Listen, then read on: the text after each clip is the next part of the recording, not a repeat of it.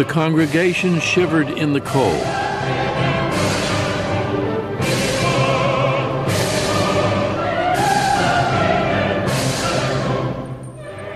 Notre Dame echoed with the sounds of 400 musicians and singers.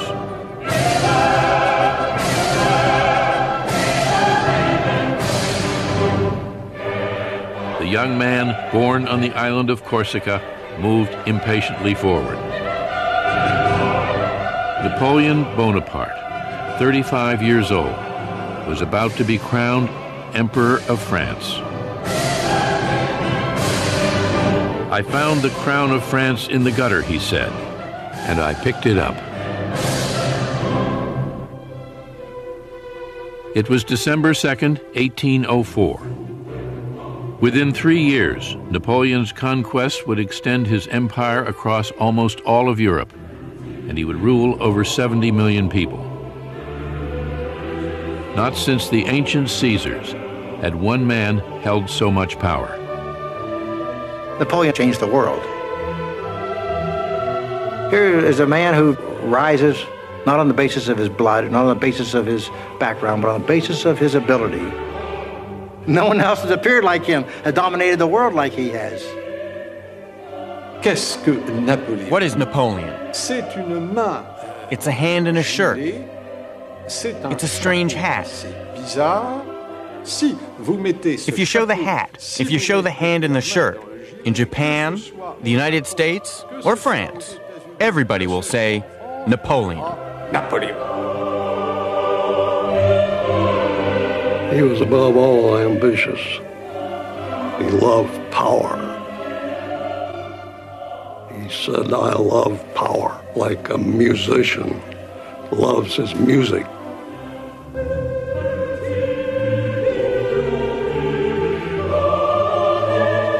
Napoleon mounted the steps to the altar alone.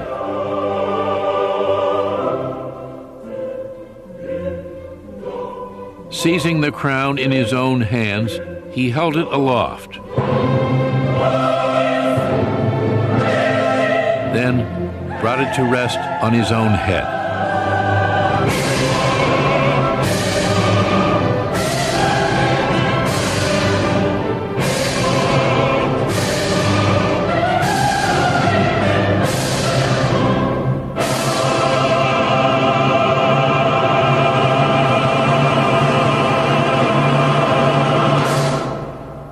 That morning, he had quietly told his brother, "If only our father could see us now."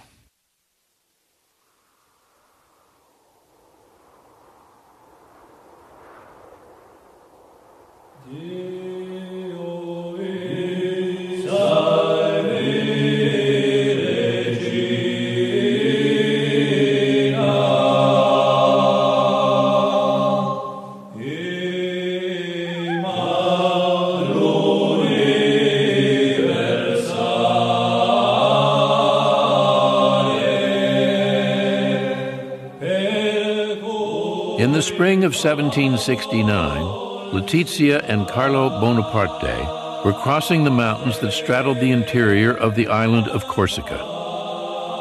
They were Corsican patriots, determined to repel a French army that had invaded their tiny island nation. The Corsicans were only about 100 to 120,000 people of peasant or shepherd origin. They had very few firearms, very little gunpowder, and that was all. They had to defend themselves against the 22 million population of France, then the most advanced country in Europe. The Corsicans never stood a chance. After a year of fighting, leaving thousands dead and wounded, they were defeated, and Letizia and Carlo were going home. Letizia was 6 months pregnant.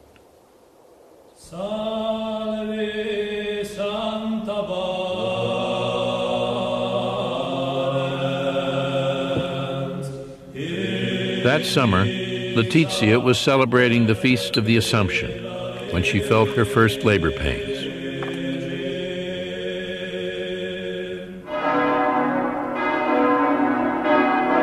Later that day, August 15, 1769, she gave birth to a son, Napoleon Bonaparte. Born just after the bitter French conquest, Napoleon would spend his childhood hating France, the nation he would one day rule. "I was born when Corsica was perishing," Napoleon later wrote. 30,000 Frenchmen spewed onto our shores, drowning the throne of liberty in waves of blood. The cries of the dying, the groans of the oppressed, and tears of despair surrounded my cradle from the hour of my birth. Corsica was now a French colony. Suspended in the Mediterranean between France and Italy, for centuries Corsicans had fiercely resisted invaders, Romans, Moors, Genoese. After the French victory, Corsican rebels fled to the mountains, where they continued to fight on. But Napoleon's father, Carlo, a 23-year-old university student, readily submitted. Soon he was wearing powdered wigs, embroidered waistcoats, and silver-buckled shoes. Napoleon never forgave him for betraying his Corsican heritage. He would later say harshly that his father was rather too fond of pleasure. I think Napoleon always held a grudge against his father for having submitted. But poor Carlo, he knew he had lost the battle. He realized the French were there, so he had to live with them and make the best of it. Carlo began practicing law, won election to the Corsican Assembly, and rose in the esteem of the French rulers. But Napoleon rarely had a good thing to say about him. He saved his praise for his mother. The beautiful, strong-willed Letizia. As a mother, he would say, she was without equal.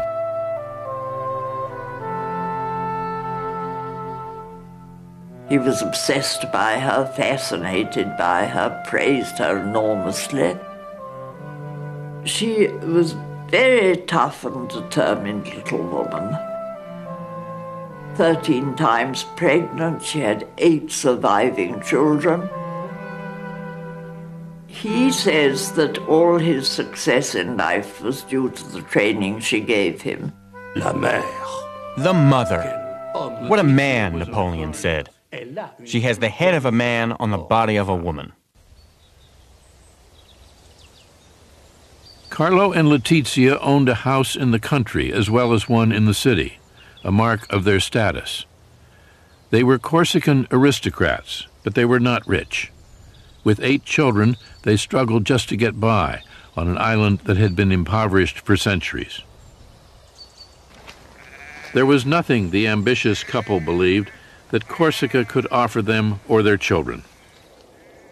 Only one country could, the country that had vanquished their own, France.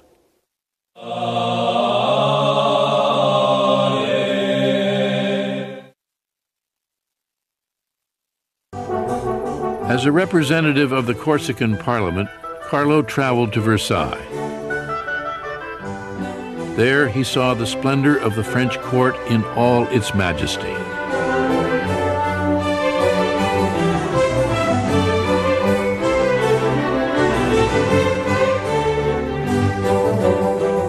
France was the envy of Europe. Great Britain, Austria, Prussia, Spain, none had more people or greater wealth. While America was just beginning its experiment with democracy, Versailles gave testimony to the power of kings. Carlo was an awestruck provincial.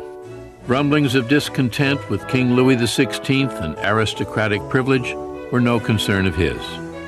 That Queen Marie Antoinette and a frivolous court were draining France of precious resources did nothing to diminish Carlo's delight in everything he saw.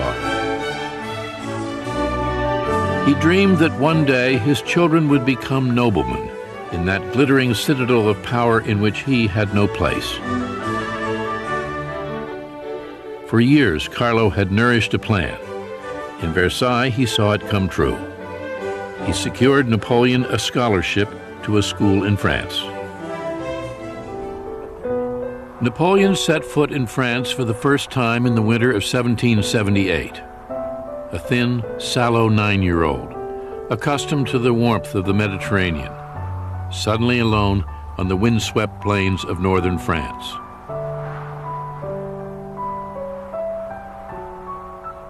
A scholarship boy at the Royal Military College at Brienne-le-Château. He could hardly speak French. For the next 5 years, there would be no holidays, no visits home.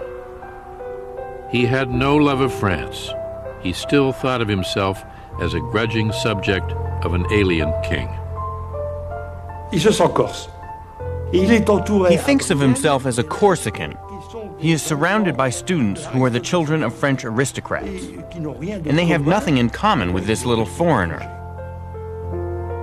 Donc, lui, qui est un être fier, And since he is quite proud, he becomes a loner. il va s'isoler, il va se mettre à part. Napoleon would one day turn his sympathies toward France, but not without years of resentment and struggle.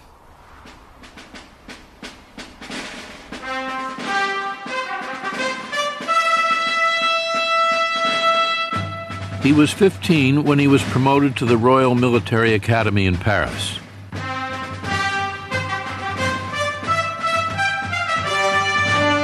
Along with the sons of some of France's greatest families, he would learn the splendors of French civilization.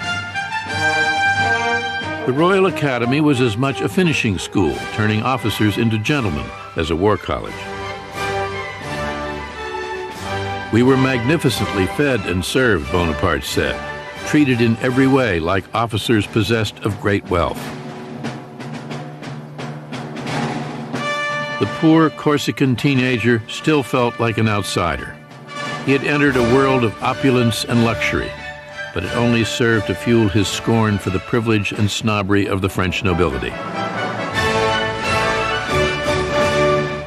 One teacher described him as quiet and solitary, frightfully egotistical, proud, ambitious, aspiring to everything.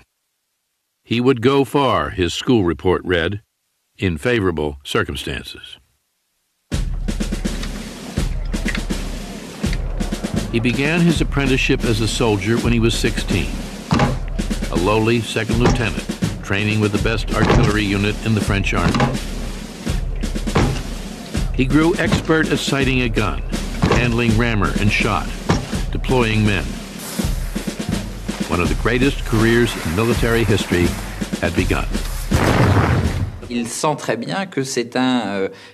that the regime will not let him have the position he dreams of. The top positions are reserved for the noblemen, while Napoleon comes from minor nobility, poor people. Frustrated in his military ambitions, Bonaparte dreamed of becoming famous as an author, wrote a brief history of Corsica, even tried his hand at a novel. Il se sait, il se pense, il se croit. He knows that he's capable of great things. Appelé peut-être à un grand destin. He feels that perhaps he's destined for greatness. But at that point, how can he possibly believe it? Il s'ennuie à mourir. He's bored to death.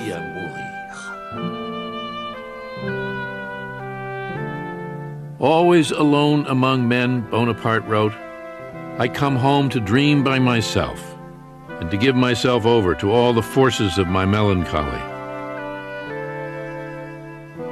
My thoughts dwell on death. What fury drives me to wish for my own destruction? No doubt because I see no place for myself in this world. It was the revolution that would set Bonaparte free.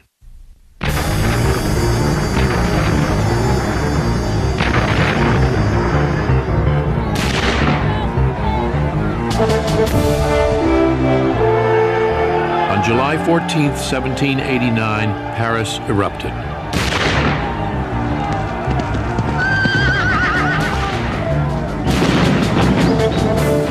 Angry crowds stormed through the streets, crying liberty, equality, brotherhood. France was thrown into turmoil. The monarchy itself tottered on the edge of destruction. A defiant National Assembly challenged the absolute right of the king, stripped nobles and clergy of their ancient feudal privileges, fracturing a social order that had endured for centuries. After years of injustice and inequality, the revolution had begun. It would take years before it would end. As the revolution gained momentum, Bonaparte was serving in the army far from Paris. He distrusted the violent mobs, but welcomed the changes transforming the country. He is certainly not a revolutionary before the beginning of the revolution. But Bonaparte welcomes the revolution as good news. It almost has a religious impact for him, because all of a sudden he feels that the revolution is going to open up French society. La révolution va ouvrir la société française. L'abolition des privilèges, le fait que la société française ne va plus It would connaître abolish privileges, hiérarchie, put an end to hierarchies and the kind of condescension from which Napoleon had suffered while he was growing up. jeune Napoléon dans sa jeunesse. Bonaparte était un jeune homme. Bonaparte was a man of his times, and to be 20 years old in 1789 is very important. Napoleon's destiny and the destiny of the whole country become the same.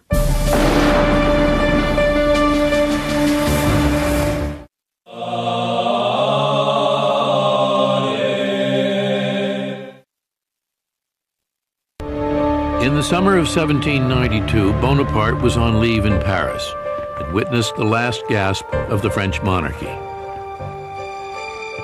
In June, a mob stormed the Tuileries Palace and forced the king to wear the red revolutionary bonnet.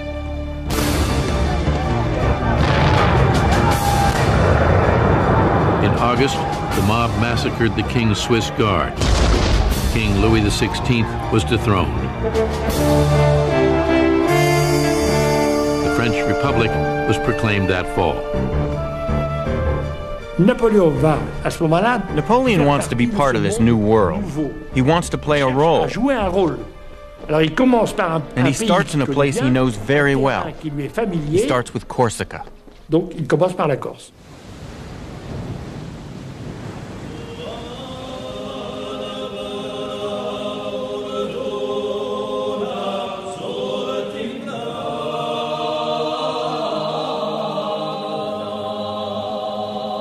Bonaparte was 23, an idealistic revolutionary, when he took leave of absence from the French army and returned to Corsica.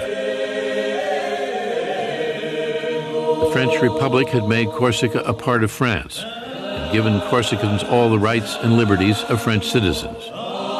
Bonaparte, a lieutenant in the island's National Guard, threw himself into Corsican politics. Pasquale Paoli was the island's governor. Paoli had been Bonaparte's childhood hero, the leader of the Corsican War against France.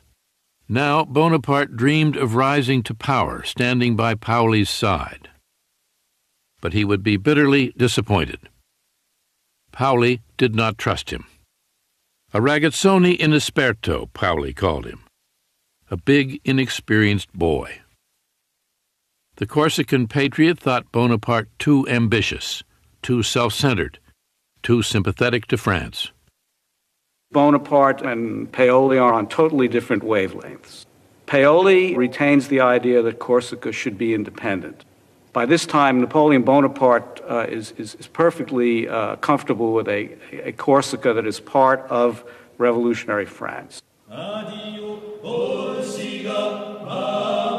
Bonaparte soon became the leader of a faction opposed to Paoli. Clan rivalry ran deep on the island, intensifying the political struggle between the two men. Paoli's partisans and Bonaparte's were soon at war. In the end, Paoli proved too strong.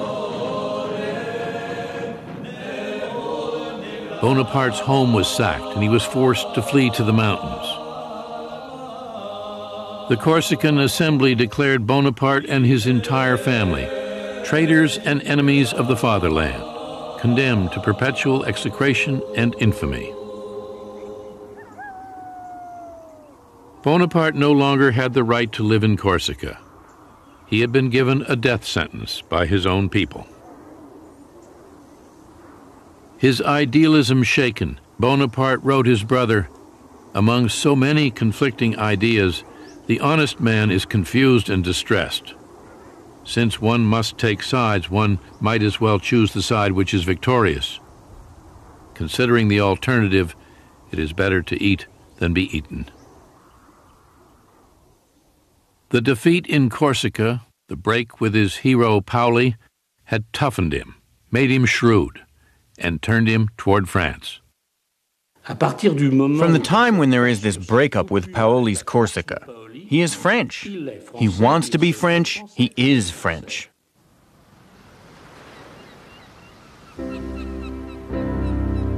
On June 10, 1793, he set sail for France with his widowed mother, 3 brothers, and 3 sisters. A refugee family, carrying with them all they owned in the world. 24 years old, he was banished from the land of his birth forever.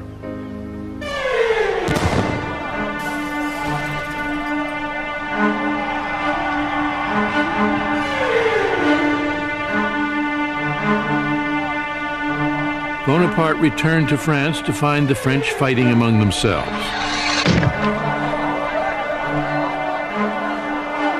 The king had been executed.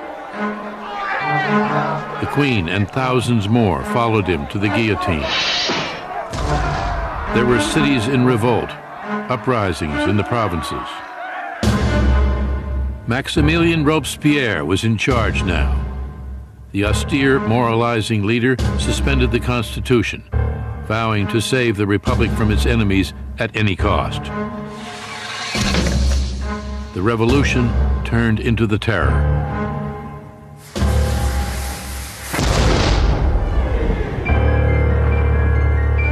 Torn by civil war, France was also at war with almost all of Europe.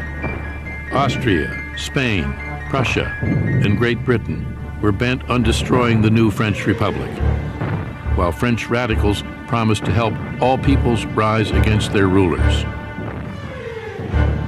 Reinstated in the army as an artillery captain, Bonaparte was ordered to Toulon, a city of 28,000 on the southern coast that had rebelled against the Republic, throwing its port open to the English. The British fleet defended the city from the harbor. 24-year-old Bonaparte thought he knew how to drive them out. He argued that if his soldiers could seize the heights commanding the harbor, they could bombard the fleet, drive it away, and the city would fall. It was a simple plan, but none of the generals would listen. The generals in Toulon were total incompetence, or a little worse. Finally, a fairly competent general showed up, listened to Napoleon's plans, and said, naturally. This would be Bonaparte's first great chance. With aristocratic officers fleeing the country, there was suddenly a vacuum, an opportunity for rapid promotion for soldiers who could prove themselves under fire.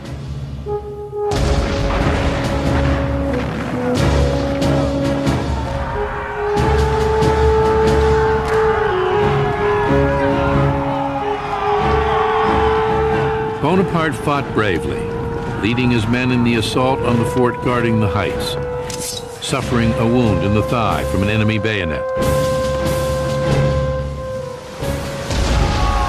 10 ships went up in flames. The British fled. Toulon was recaptured and Bonaparte promoted.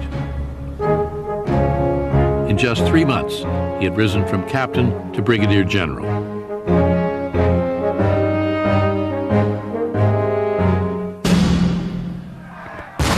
The Republic continued to fight for its life, still clashing with enemies beyond its borders, still in turmoil at home. With France in chaos, threatened on all sides, Robespierre showed no mercy in his efforts to bring about unity and order. Liberty, he said, cannot be secured unless criminals lose their heads. Determined to make his voice heard, Bonaparte wrote a political tract in support of Robespierre. The young soldier hated the terror, but he hated chaos even more.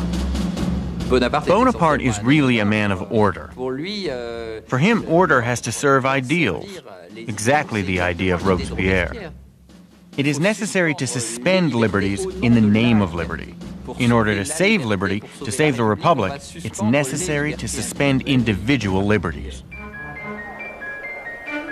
In the summer of 1794, Robespierre's government fell. Now it was the turn of those who made the terror to die, including Robespierre.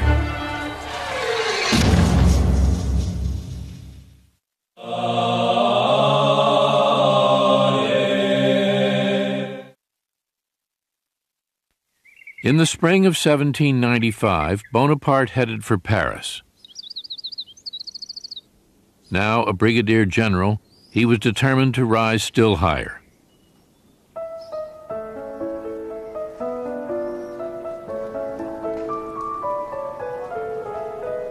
France had a new constitutional government. The guillotine, the riots in the street, the war still raging along the frontier, all seemed forgotten.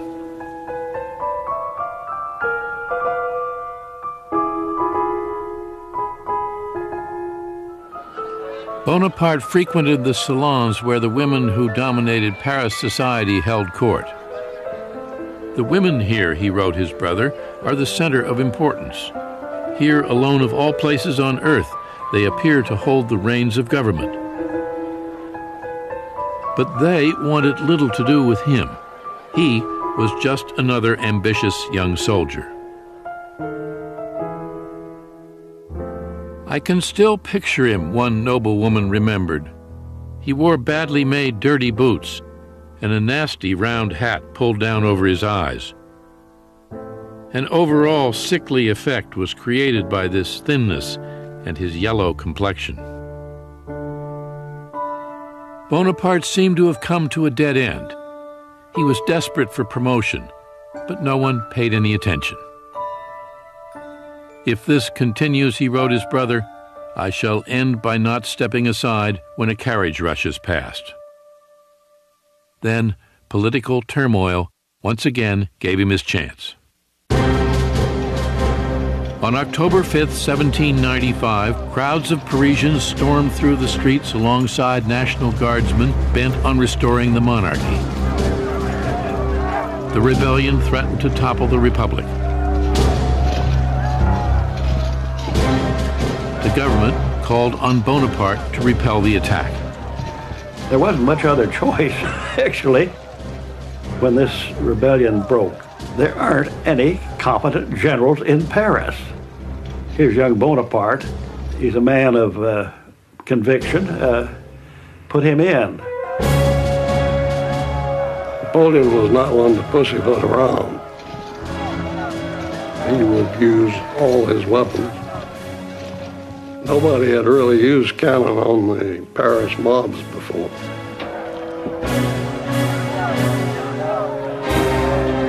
He was going to shoot. He waited till he could see the whites of their eyes.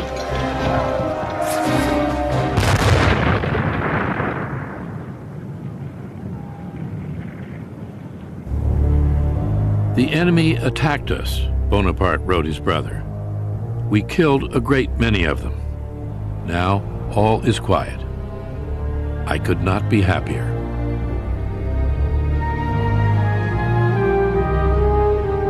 Three weeks later, he was made a full general, commander of the Army of the Interior. He was 26.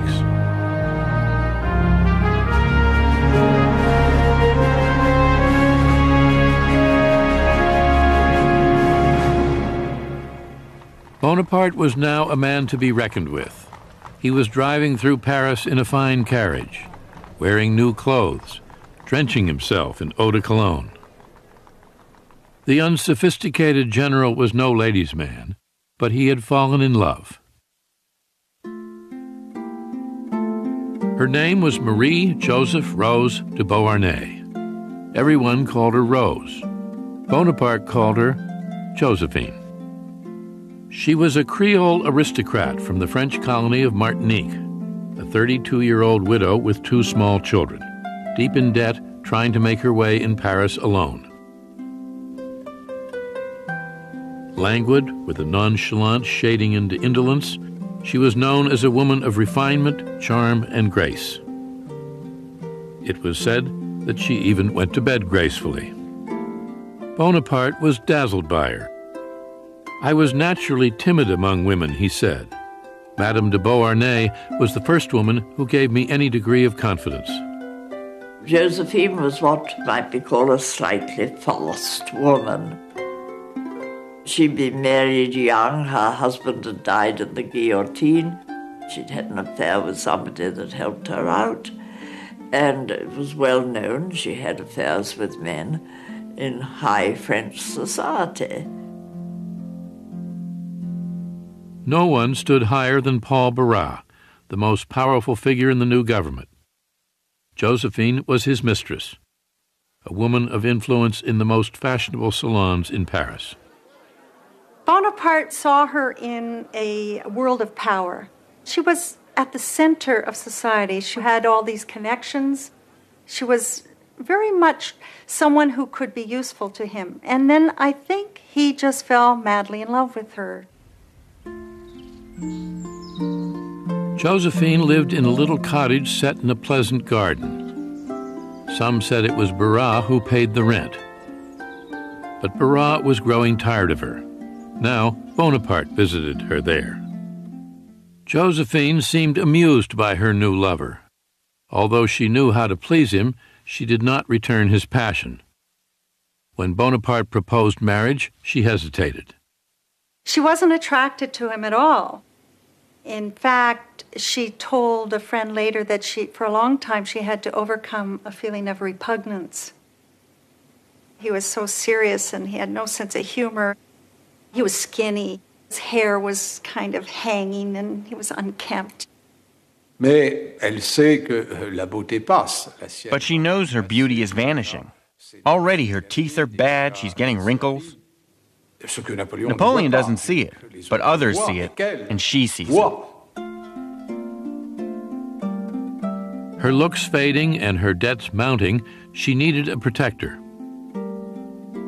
On March 9, 1796, Napoleon Bonaparte and Josephine de Beauharnais were married. A gold enameled medallion was the general's wedding gift to his bride.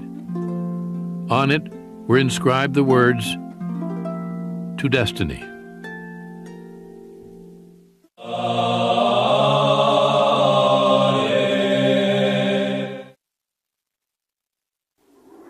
Bonaparte was sent to the Italian Alps. Josephine's former lover, Paul Barras, had helped win him an appointment as supreme commander of all French forces in Italy. His assignment was to challenge the Empire of Austria and their Italian allies. He had never commanded an army before. Young and untested, no one expected very much from him, especially his own generals. Tout le monde l'attend avec un peu de moquerie.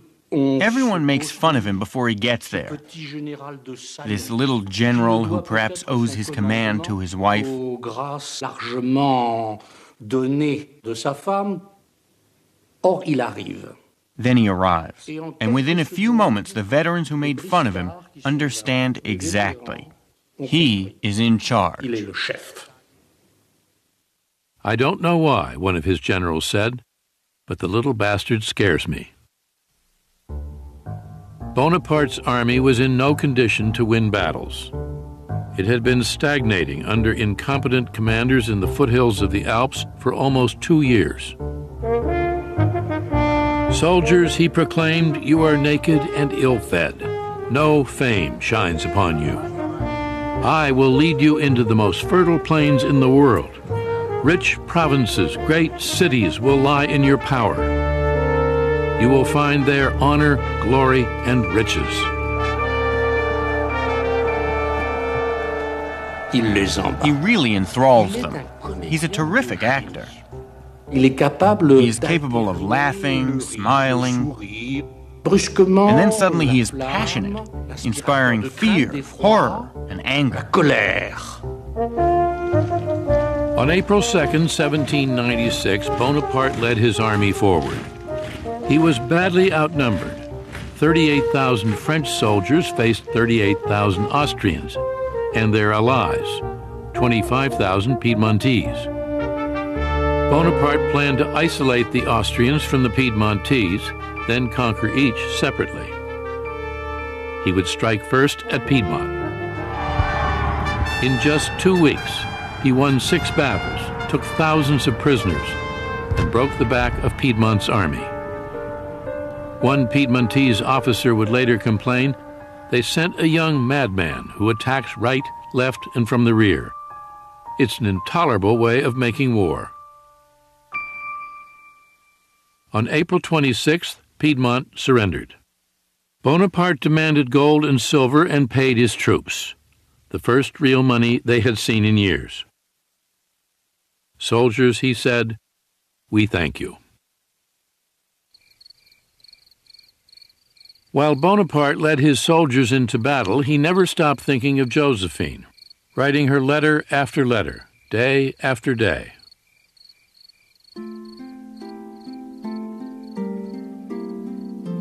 Not a day goes by without my loving you, he wrote her. Not a night without holding you in my arms. I curse the glory and ambition which keeps me from the soul of my life. Whenever I am troubled as to how things will turn out, I put my hand to my heart where throbs your likeness. I have but to look at it, and my love is perfect happiness. Josephine would sometimes read his letters aloud to friends. Bonaparte, she told them, is so amusing. With Piedmont defeated, Bonaparte was now pursuing the Austrians, who retreated to the east, bewildered by the 26-year-old general and his new way of making war. In the 18th century, there were nobles commanding on both sides, and they had a certain code.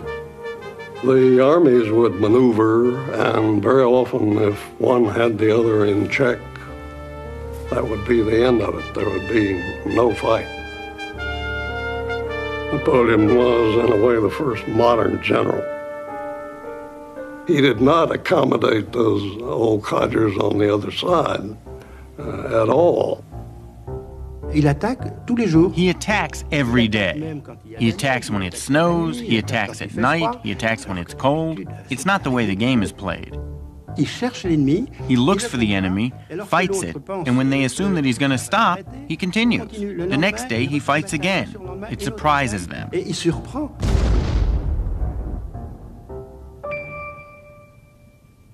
As the Austrians fled, their rear guard hoped to slow Bonaparte down by making a stand at the little Italian town of Lodi. They fortified a narrow wooden bridge with 14 cannon and 3 battalions and dared Bonaparte to cross it. The general ordered a simple frontal assault on the bridge. Everything would depend on the courage of his men.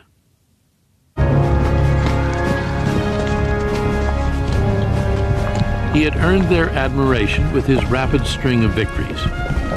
Now he would find out if he also had their faith. How do you incite men to do something like that? It's charisma. I mean, he got tremendous presence. Napoleon was a master at motivating his soldiers.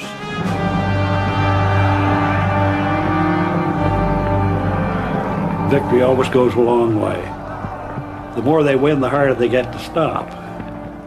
His troops were pretty well hepped up. They'd been chasing Austrians now for weeks, and they went forward.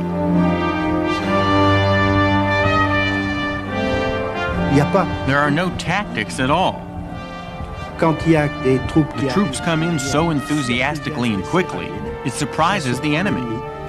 It's just a question of enthusiasm. Everyone throws themselves into it. Everyone risks death.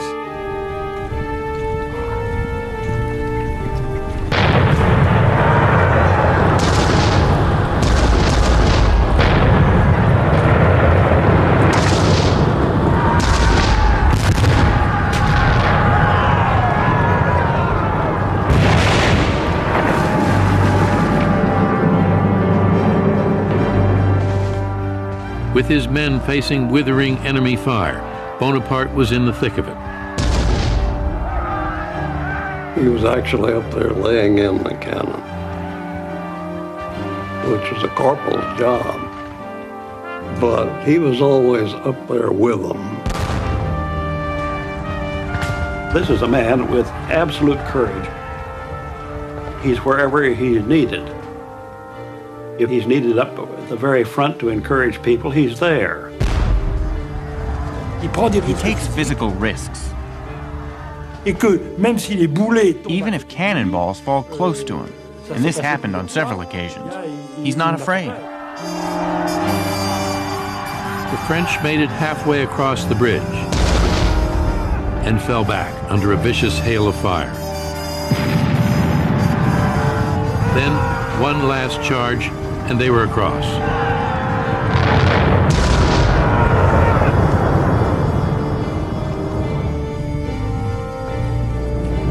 The Austrian guns fell silent. Here they thought they were safe behind the river, holding the bridge. And all at once the French come across the bridge and beat the living with Jesus out of them. It's a real spectacular job. It wasn't a big battle. The casualties were not particularly heavy, but he had imposed his will on his own men and the enemy, both. It was not a great victory. The Austrian army had in fact escaped. But Bonaparte had won the respect and devotion of his men. He came out all sweaty and grimy and covered with gun smoke. The troops liked that. They began calling him the Little Corporal right there. It was, you identify with us, you're our corporal.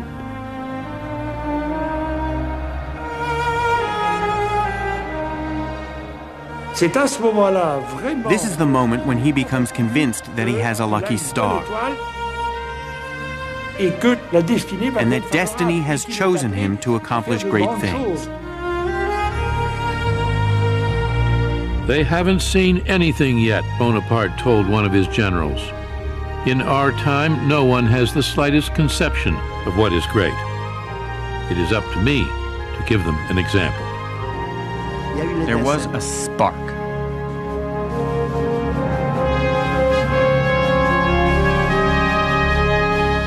The battle at Lodi convinced Napoleon Bonaparte that he was a man of destiny.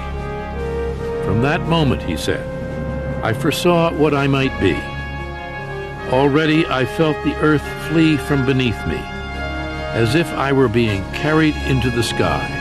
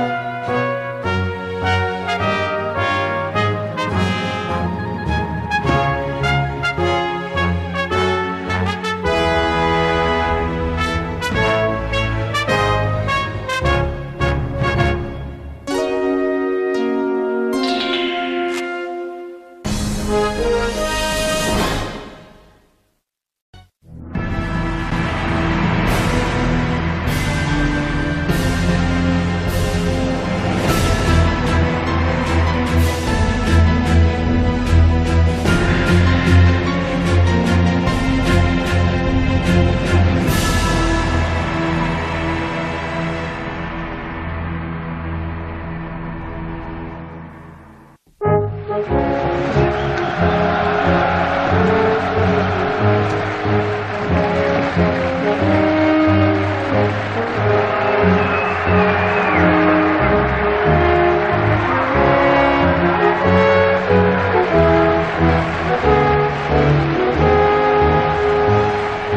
May 5th, 1796, Bonaparte led his victorious armies into Milan. He was greeted by the Milanese as a heroic liberator, the general who freed them from their Austrian rulers. "We come to break your chains," Bonaparte proclaimed. "Our only quarrel is with the tyrants who have enslaved you."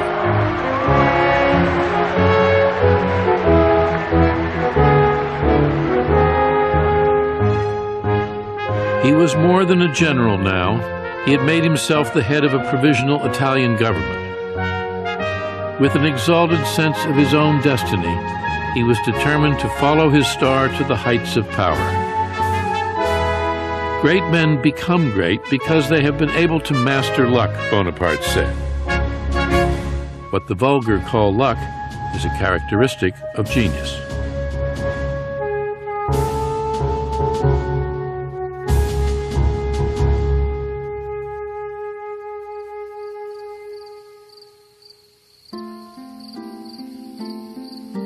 "I shall be frantic if I do not have a letter from you tonight," Bonaparte wrote Josephine.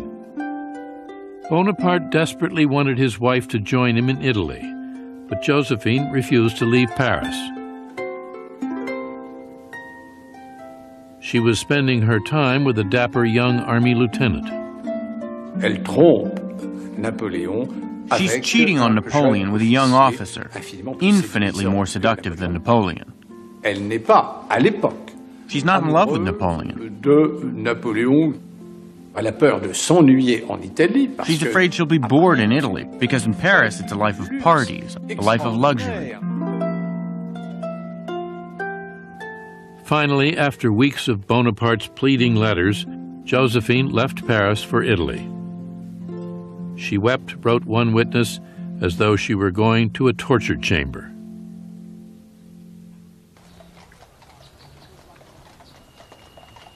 She arrived at Milan's Serbelloni Palace to find that her husband had filled it with flowers in her honor. There they spent the third night of their married life together.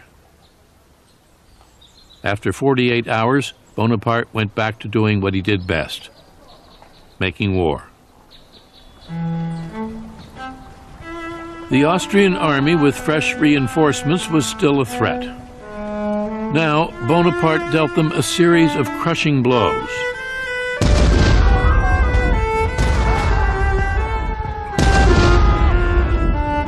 Finishing them off in January 1797 in a three-day battle at Rivoli, 60 miles west of Venice. His victories in Italy began the legend of his invincibility, immortalized in a series of romantic paintings. Bonaparte was not only a warrior, he was also a shrewd propagandist. Bonaparte, dès ses premiers succès, from his first triumphs, Bonaparte understood that it's not enough to win victories. Il utilise l'image. He uses images to make sure that his victories in Italy are widely publicized in France. Connu en France. Il a très bien compris he understood that art is also a means of propaganda. Il commande un tableau. He orders a painting after a victory. Il ordonne. He dictates the theme. Il ordonne the layout of the characters. des personnages. Il va même jusqu'à imposer. He even orders the dimensions of the frame. Napoleon d'emblée. From the very beginning, Napoleon gave himself an image. Il a d'emblée arrangé. He created his own history. Il crée une presse. He created his own newspapers, France and the Army of Italy, and the Newspaper of the Army of Italy, which exalt his victories. C'est Bonaparte lui-même qui rédige. Bonaparte himself actually wrote some articles. He himself wrote, "Bonaparte flies like lightning and strikes like a thunderbolt." Bonaparte vole comme l'éclair et frappe comme la foudre.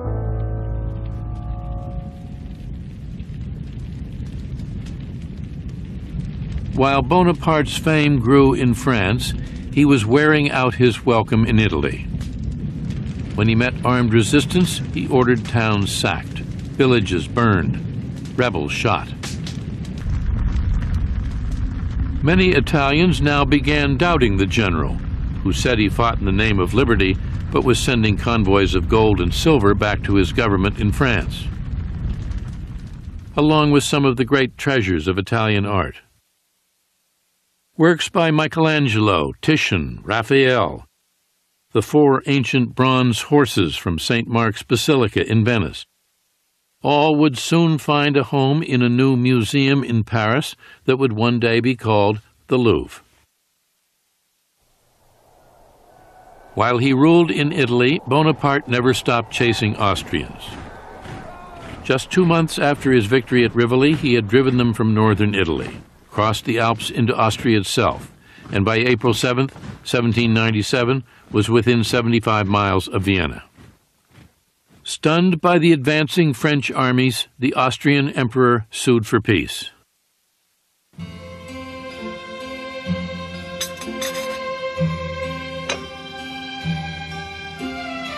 Bonaparte himself negotiated with the Austrian diplomats. He wanted Belgium, the left bank of the Rhine, and a new republic to be allied with France carved out of northern Italy. When the Austrians objected to his demands, he turned on them in a rage.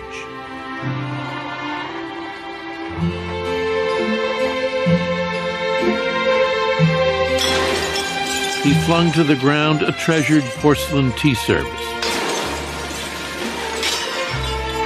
"This is what will happen to your empire," he shouted. "Your empire is nothing but an old maidservant, accustomed to being raped by everyone." Bonaparte, the Austrian delegation reported to Vienna, had behaved like a madman. There are a lot of legends about this. Napoleon was hot-tempered, sometimes with violent physical reactions. And when the negotiations dragged on too long, Napoleon became agitated, started pacing back and forth, smacked into a small table, and overturned a tea service. Whether by rage, insult, or shrewd diplomacy, Bonaparte got what he wanted, and he had dictated the terms of the treaty himself, without instructions from the government in Paris. He saw that his intelligence, his abilities, were more than just military. He had become not only a great general, but also possibly a future statesman, and everybody realizes it, not only in Italy, but in France.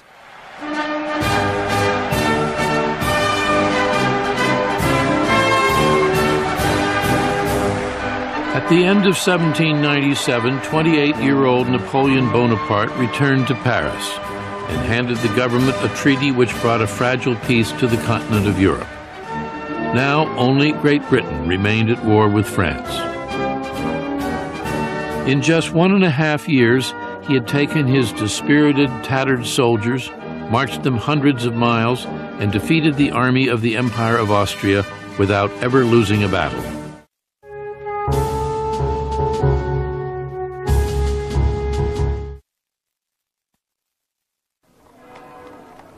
The French were hungry for a hero, someone who could put an end to the political chaos into which the revolution had descended.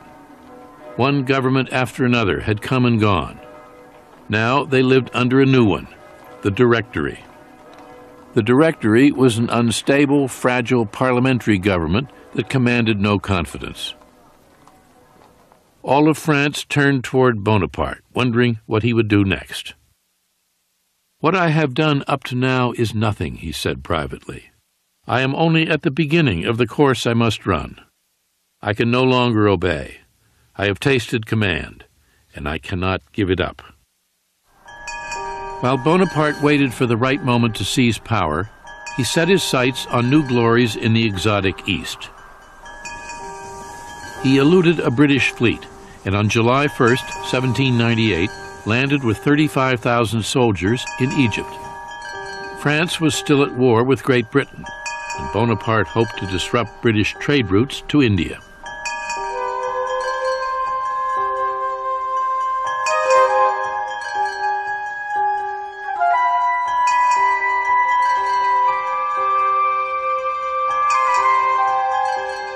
In 1798, Egypt was still a source of wonder to most Europeans. The souks crowded with Turks and Jews, Syrians and Greeks. The minarets sounding the call of an alien religion. The Sphinx with its broken nose buried in the sand up to its neck. Bonaparte finds himself in a country of legends, myths, and a great history. But it was really madness on his part, because all of the military calculations at the time held that it was impossible for a European army to conquer the East. Bonaparte quickly captured Alexandria, and then on July 3rd led his soldiers across the desert toward Cairo, and a looming battle. For centuries, the Egyptians had been part of the Turkish Empire, ruled by the fiercest warriors in the Middle East, the Mamelukes.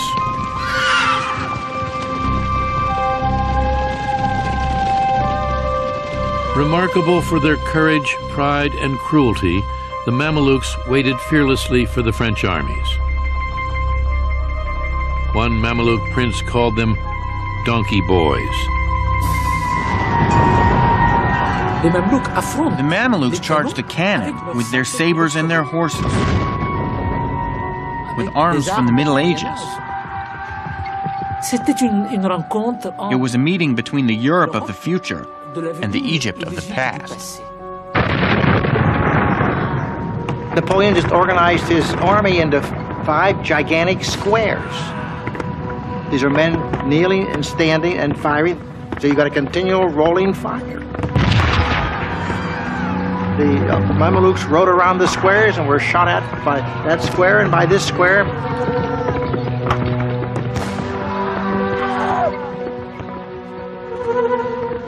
The French lost 30 men. The Mamelukes lost probably 5,000 or 6,000. The Battle of the Pyramids was over in an hour. 3 days later, Bonaparte led his army into Cairo. "I was full of dreams," he said. "I saw myself founding a new religion, marching into Asia riding an elephant, a turban on my head, and in my hand the new Koran."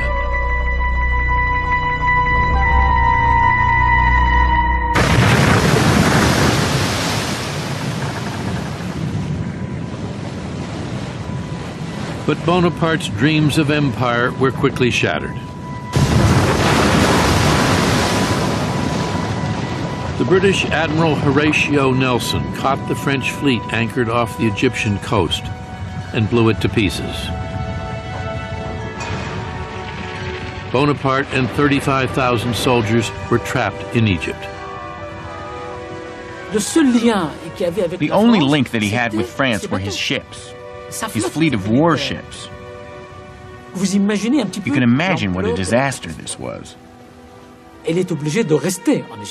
He was forced to stay in Egypt and live with the Egyptians, to find his bread and water in Egypt, and even find ammunition for his weapons in Egypt, to live in Egypt.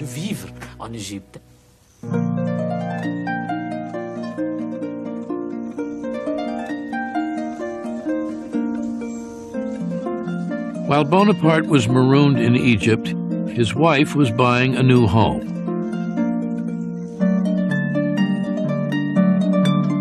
A manor house 6 miles from Paris called Malmaison.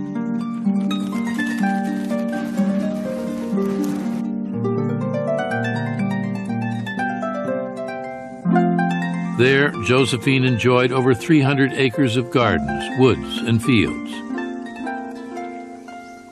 and the companionship of her lover.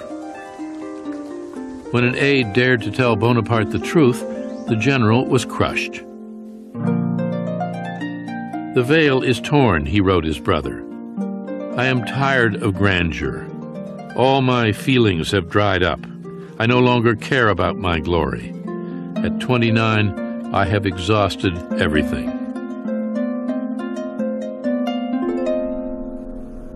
Furious, he took the wife of one of his officers for a mistress. His friends called her the general's Cleopatra.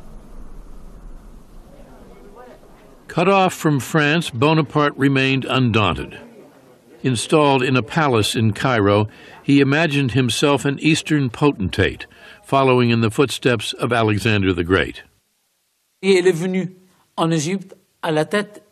came to Egypt at the head of an army, and suddenly he found himself at the head of a nation. And it's not just any nation, it's Egypt.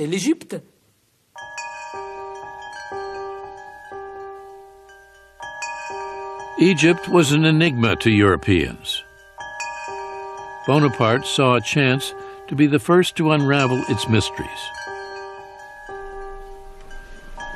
Along with his army, he had brought with him a remarkable group of mathematicians, artists, mapmakers, and engineers. They set about producing a monumental document, a description of Egypt, 24 volumes of text and pictures. They studied the crocodile and the ibis, music and mummies, surveyed temples and tombs, and measured the dimensions of the Sphinx. One scientist found a new species of blue water lily, another an unknown Nile fish. The most dramatic discovery of all was a big black stone with some puzzling inscriptions. The Rosetta Stone would prove to be the key to deciphering Egyptian hieroglyphics. The monumental volumes that were published by the scientists that went along with Napoleon to Egypt laid the foundation for this study of Egyptology today. The true conquests, Bonaparte wrote, the only ones that leave no regret, are those that have been wrested from ignorance.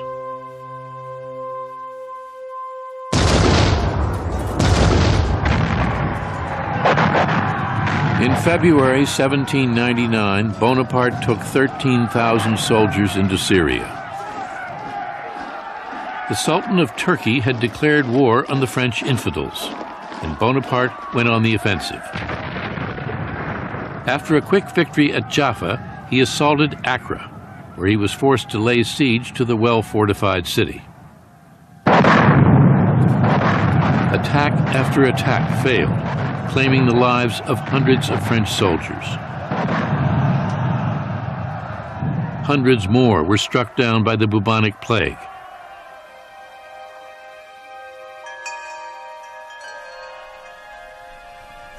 Bonaparte abandoned the siege and retreated to Cairo with a dispirited army of sick and wounded men. But Bonaparte refused to admit the extent of the disaster.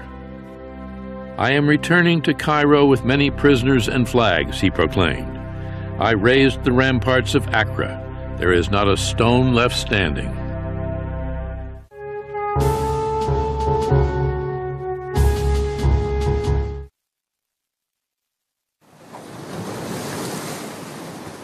On August 23, 1799, Bonaparte secretly set sail for home, abandoning more than 30,000 soldiers with little more than an apologetic message. Extraordinary circumstances alone have persuaded me to pass through enemy lines and return to Europe.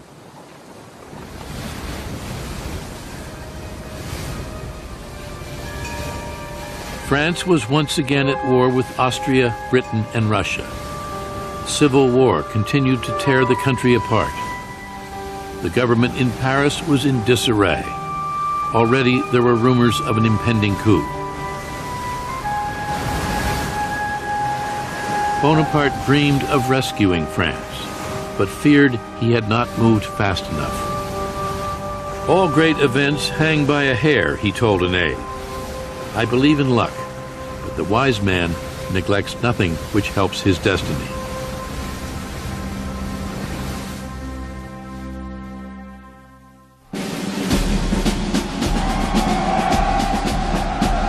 On October 9th, 1799, he landed in France and found himself greeted by cheering crowds. The campaign in Egypt, a military disaster, had been a propaganda triumph. In the theaters, what's being shown? The expedition to Egypt, the victory of the pyramids. When he arrived, he's considered the man of the hour. His genius was to come to France and say, "You need a savior. Here I am."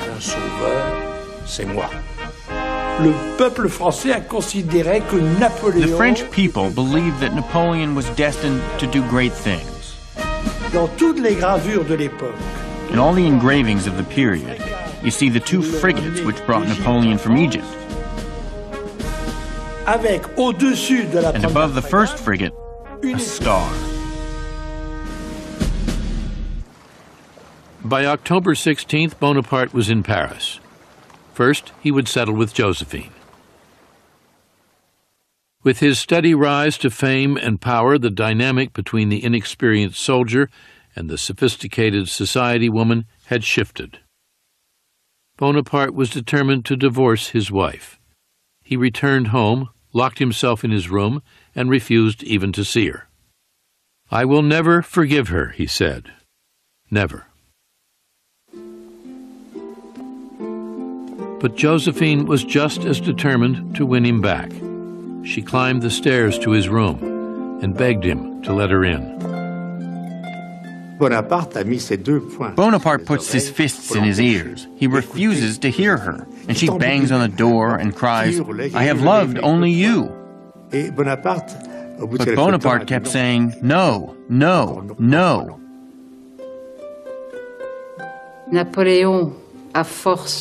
Napoleon is forced to hear his wife crying, begging, swearing that she will never do it again, promising that she will never do it again, but just open the door. By the time the sun rose, Bonaparte had weakened.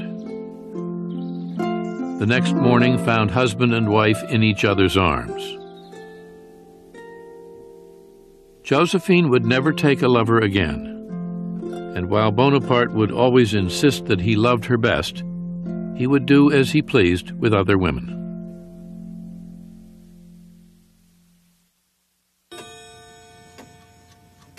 Back in France, less than a week, Bonaparte saw that the time had come to act.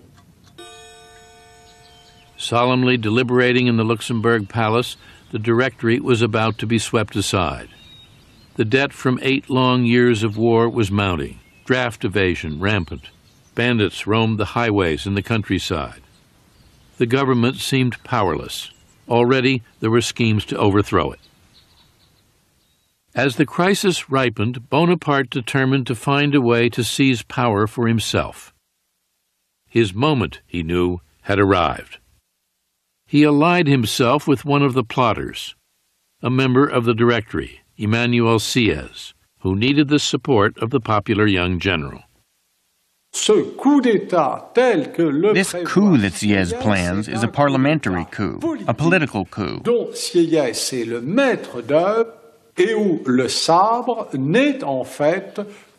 Sieyès is in charge, and force will only be used if something goes wrong.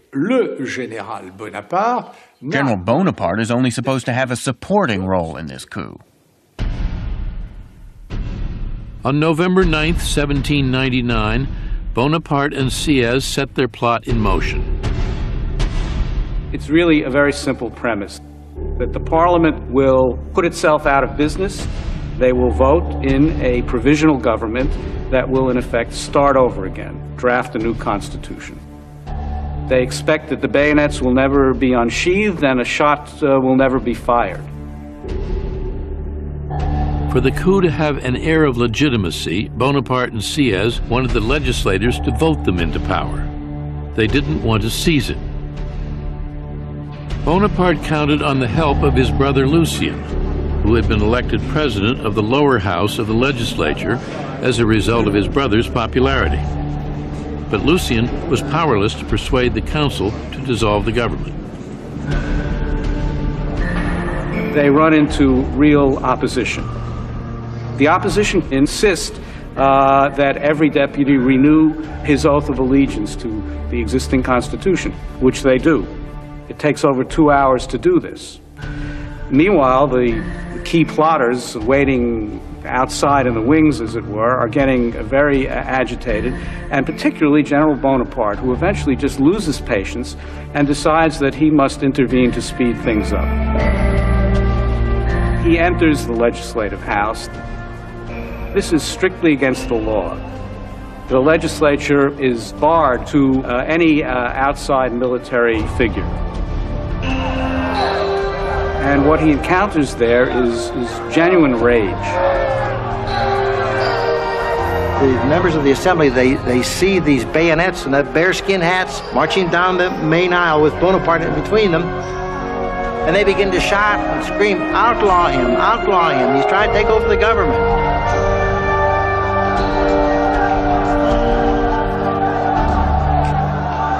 And his brother, Lucien, said, wait a minute, my brother's not trying to take over the government. Calm down. And they say, we want him outlawed, we want him outlawed. Bonaparte never gets to utter a word to the deputies. And he is, in effect, hustled out by the grenadiers who had come in with him, and is quite badly shaken by this. Bonaparte had bungled. The coup seemed lost. His chance for power finished. When some of his own soldiers began to doubt their general's intentions, his brother Lucien took control of the chaotic situation. Lucien sees that Napoleon is going to miss the moment. He has the drums beat.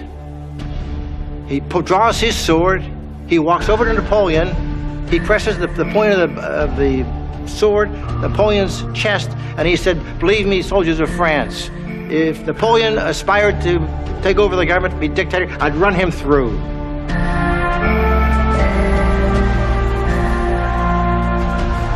The soldiers stormed the assembly hall. The cowed legislators fled, some jumping unceremoniously out the windows.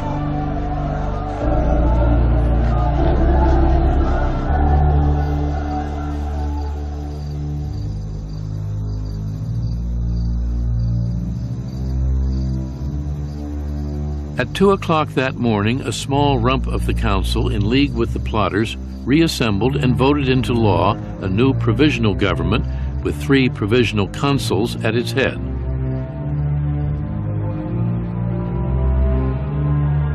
Bonaparte was one of them.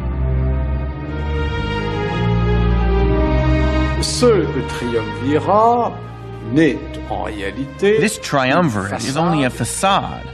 The parliamentary coup had become a military coup. And the strongman is no longer Sieyès, now it is Bonaparte.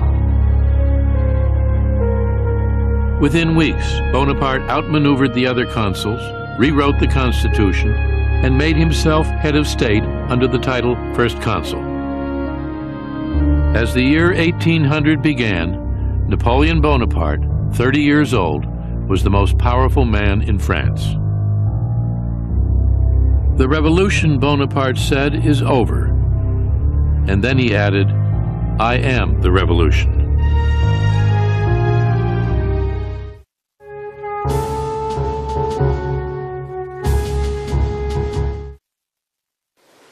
War had catapulted Bonaparte into power. Now, war would help him secure it. France was still fighting Great Britain and Austria. Bonaparte conceived a daring plan to catch the Austrians by surprise. In the spring of 1800, he took his soldiers over the Alps. 40,000 men, field artillery, trekking across treacherous layers of snow and ice through the great St. Bernard Pass. Not since the Carthaginian general Hannibal had an army attempted such an outlandish offensive. It's 10,500 feet high. They dragged their guns in pine trees, they hauled it out like canoes, and they took off across the mountains.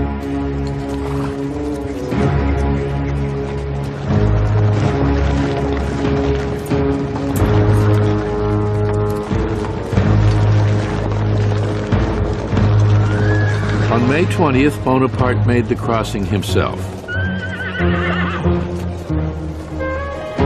Jacques-Louis David memorialized the adventure in his heroic portrait of Napoleon mounted on a gleaming stallion.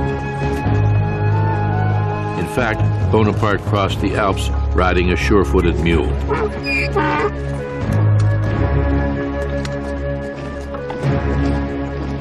It took the general and his army just 6 days. On the morning of June 14th, he faced the Austrians at Marengo, 45 miles from Milan.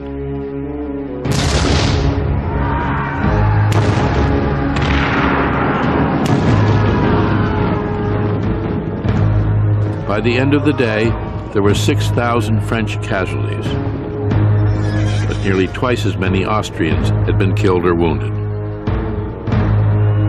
The French had won.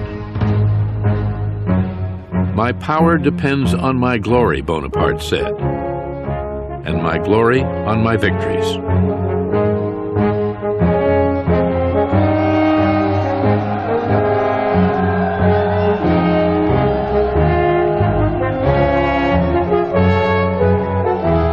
Early the next year, the Emperor of Austria ordered a halt to the fighting and signed a treaty with France. Great Britain followed the year after. For the first time in 10 years, all of Europe was at peace. Bonaparte had been in power just 6 months, and the people of France had seen other political regimes which had lasted only a year. They said, well, Bonaparte might not last either. After Marengo, things changed. Ordinary people, as well as people in the ruling class, now thought Bonaparte would last.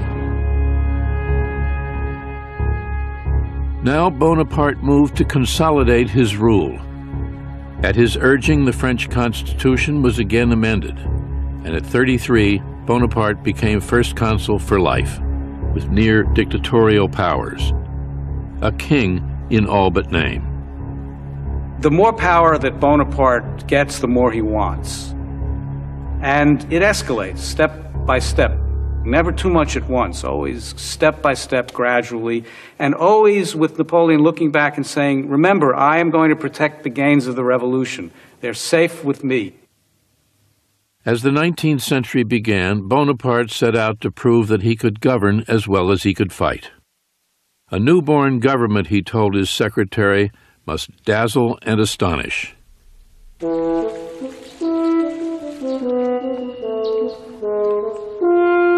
He built new parks, bridges and quays along the Seine, canals, reservoirs, and roads.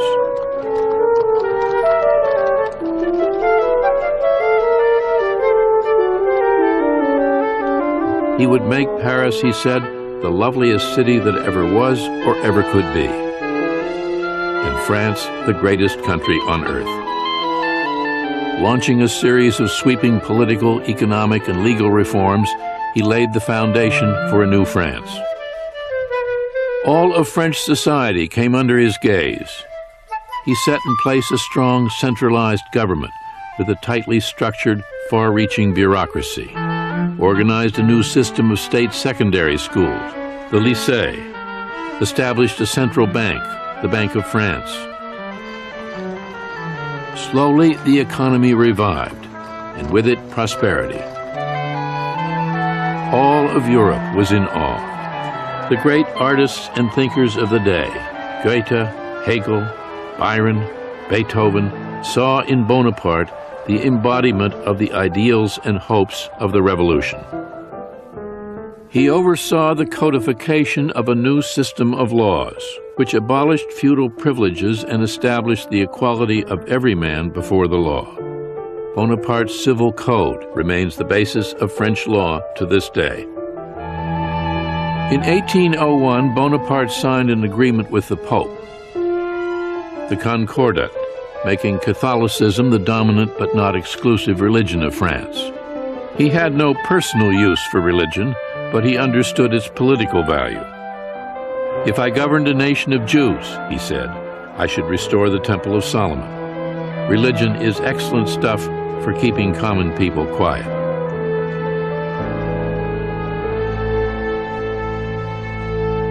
Bonaparte ruled with the carrot and the stick. To reward men of accomplishment, he created a special mark of esteem, the Legion of Honor. My motto has always been, he said, a career open to all talents, without distinctions of birth. He believed in equality. A man should have the chance to rise on the basis of his ability, just as he had done. But he had no patience with those who demanded liberty. He ruled with an iron hand, crushing anyone who dared speak out against him, making a sham of parliament and free elections.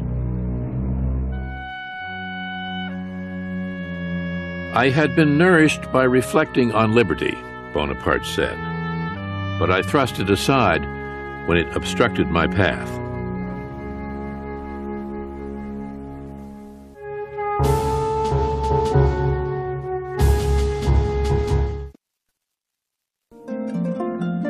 While Bonaparte ruled France, Josephine gracefully assumed the role of First Lady.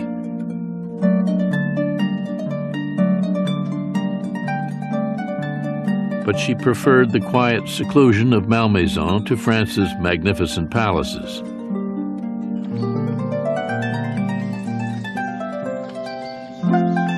In deference to his wife, Bonaparte made Malmaison his countryside seat of government.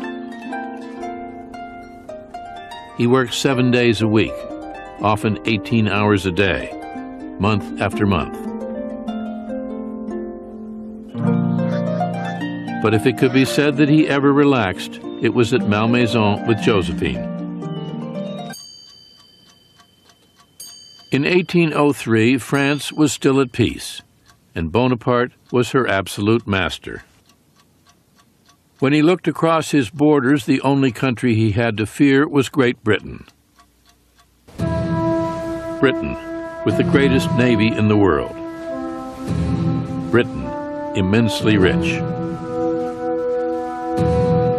France and Great Britain had signed a treaty of peace, but no one expected it to last. Even before the treaty was signed, one observer said, "Peace in a week, war in a month." L'Angleterre. England, always England.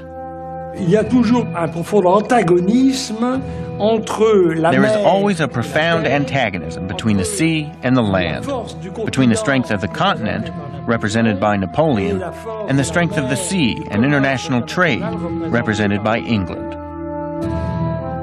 It was inevitable that war between France and England would resume.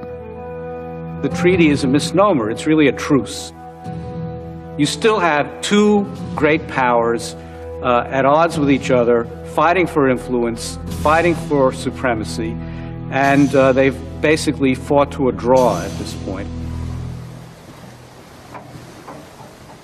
On May 18, 1803, when Great Britain declared war on France, few were surprised.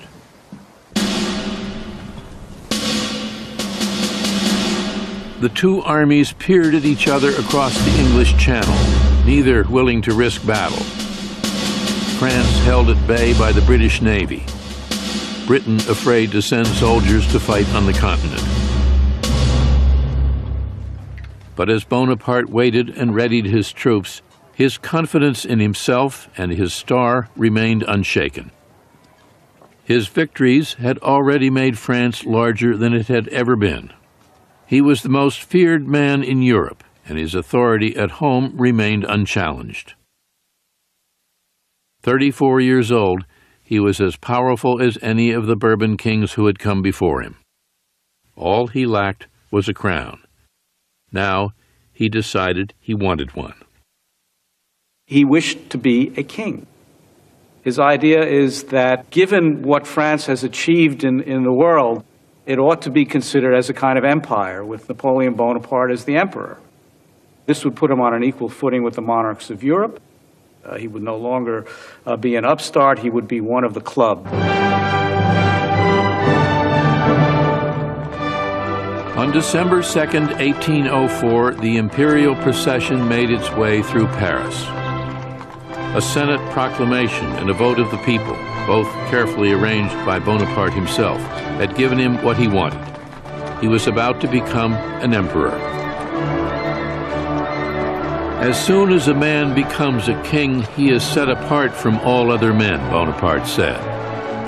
I always felt that Alexander the Great's idea of pretending to be descended from a god was inspired by a sure instinct for real politics.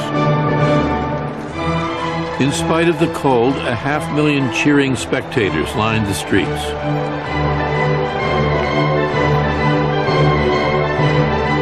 Bonaparte himself had meticulously planned every detail.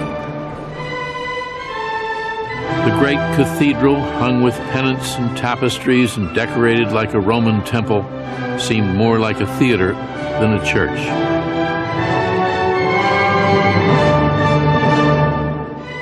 But Bonaparte wanted his elevation to glow with the aura of religion.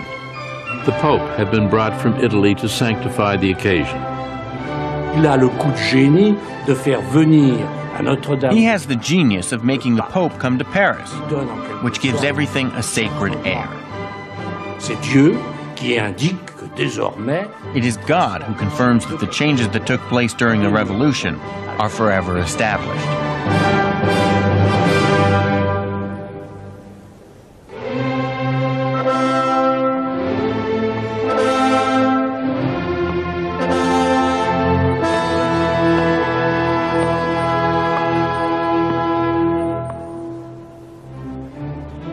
Slowly, Bonaparte and Josephine walked toward the two thrones that awaited them. His mantle, adorned with gold and precious jewels and weighing 80 pounds, was supported by his brothers. He looked, one spectator said, like a Caesar on a Roman coin. A little more than 10 years before, the French had beheaded a king. Now, they were crowning an emperor. Born upon the great tide of the French Revolution and the wars that followed in its wake, Bonaparte had turned his genius as a general and a statesman to the domination of France. Soon, he would turn toward the conquest of Europe. Already, he was planning an invasion of Great Britain to make him master of the island nation that dared defy him.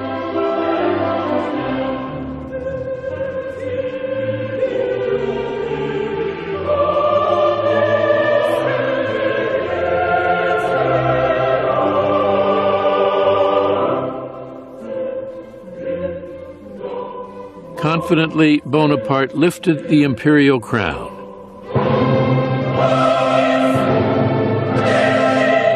and brought it to rest on his own head. Then he moved toward Josephine and crowned her his empress.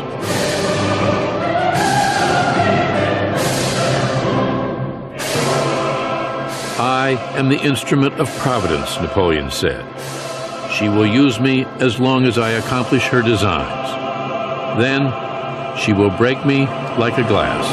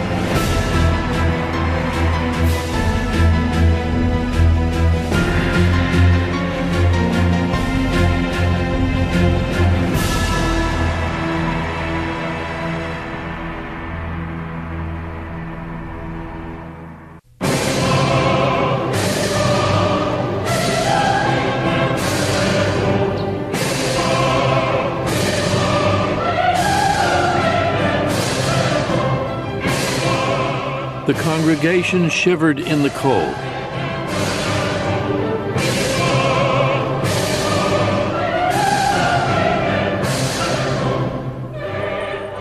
Notre Dame echoed with the sounds of 400 musicians and singers.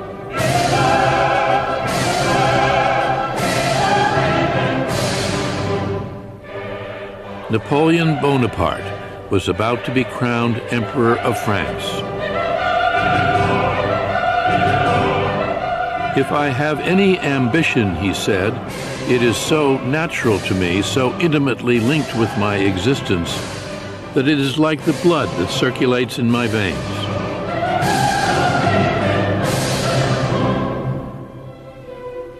It was December 2nd, 1804. Napoleon was 35 years old. His faith in his guiding star had been justified.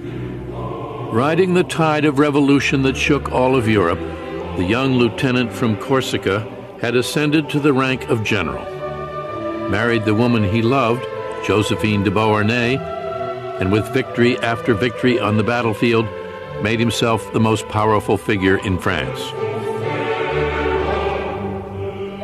There's this young Corsican bringing whole empires toppling, kings losing their thrones, causing this magical belief in him. An enormous presence, a coil spring intensity, like a bomb about to go off when he entered the room. C'est une ambition en marche. He is ambition in motion. As time went by, he only had confidence in himself. He considered himself invincible.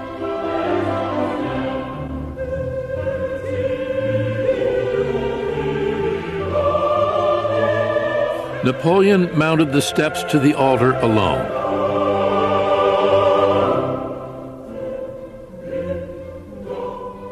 Seizing the crown in his own hands, he held it aloft. Then brought it to rest on his own head.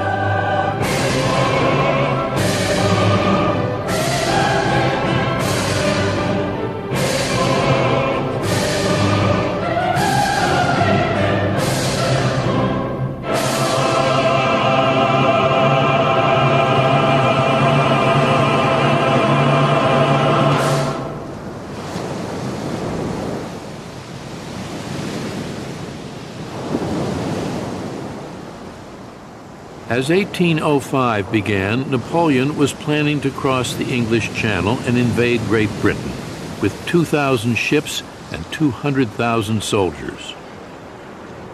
The French and British were at war once again, irreconcilable enemies struggling for dominance on the continent of Europe.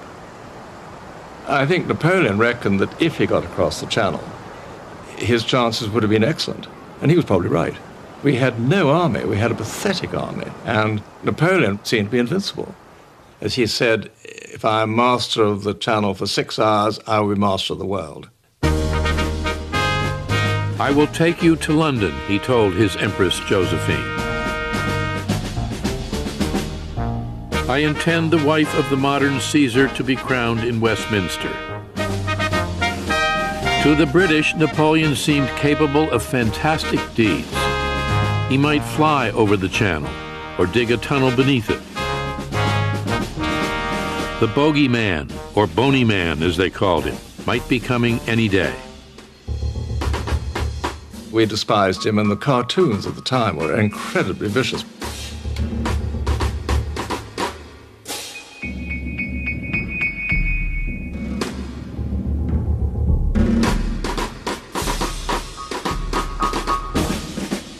Napoleon was portrayed as a little Corsican upstart and Josephine as a tart. He was a little dwarf facing the great might of the British establishment. On the other hand, mothers would tell their children at night, if you don't say your prayers, Boney will come and get you. But Napoleon needed ships to carry his men across the Channel. And his fleet was no match for the British, the most powerful maritime force in the world. The Royal Navy was always there, and Napoleon says at one point, in despair, wherever I went, I always found the Royal Navy. And by August of 1805, he'd realized that the invasion of England was just not on.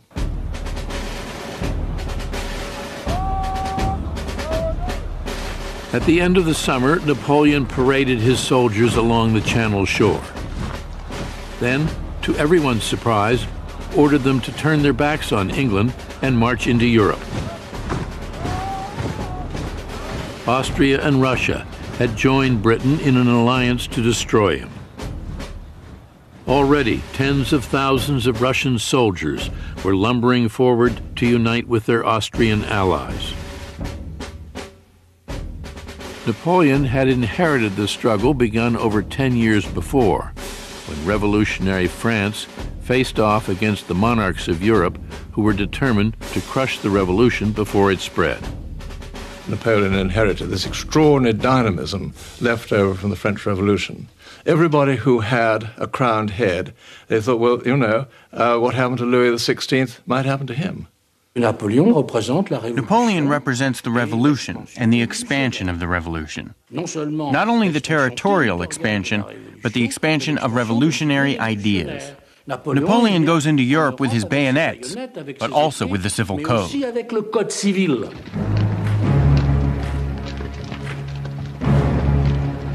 Restless after long months of waiting, his soldiers were eager to fight. They were superbly disciplined, hardened veterans of the wars in Italy and the Rhineland. Napoleon called them La Grande Armée, the Great Army. They were the most feared men on the continent. They could begin marching well before dawn, and with little rest continue until nightfall. The Emperor has discovered a new way of waging war, one soldier said. He makes use of our legs instead of our bayonets. Imagine yourself carrying between 40 and 60 pounds of rations and musket and cartridges. Most of them were farmers' boys. Grown up used to misery and walking and working from day to night. And these men would march something like 30 miles in a day.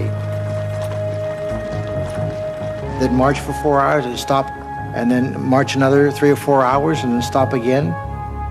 And they would forage as they went. I mean, they wouldn't have to worry about these big supply trains behind them.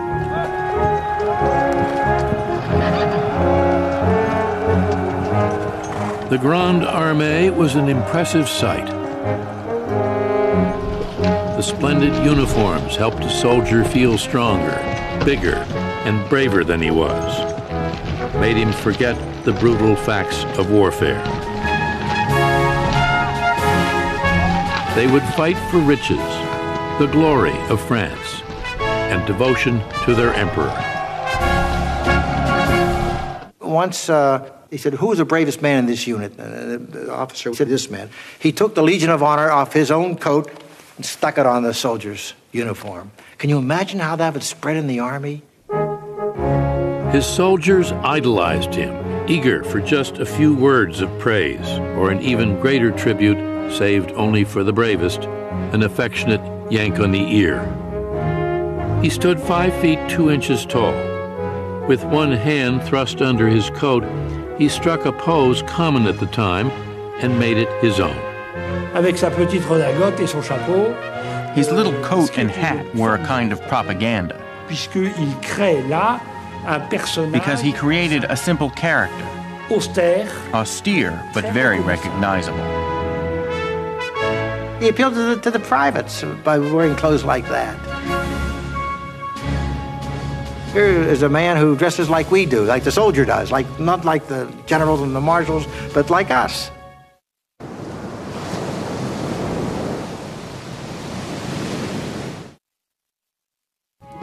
Napoleon drove his men hard, but he drove no one harder than himself.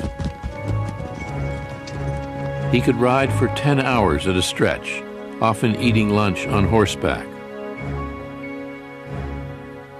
He slept in a tent or under the stars, lying down on his camp bed at 8 and rising after only a few hours' sleep, to spend the rest of the night studying reports and issuing orders. He still found time to write Josephine, reminding her of his love and showering her with kisses everywhere.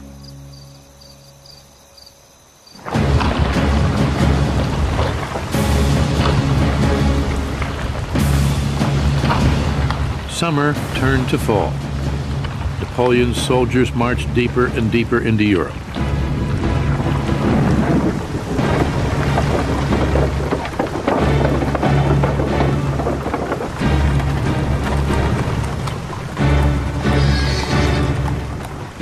Waiting were two enemy armies that outnumbered them almost 2 to 1.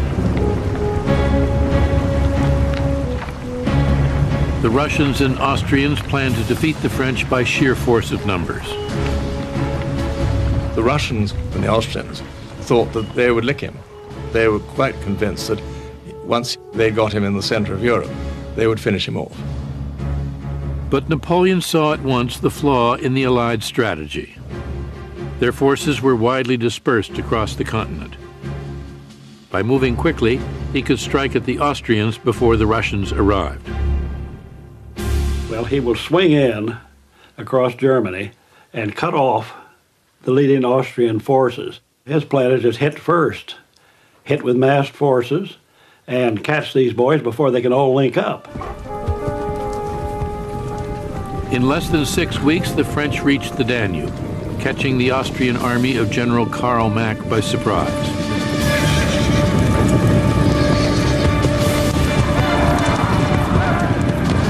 While his enemy wavered, Napoleon struck the decisive blow.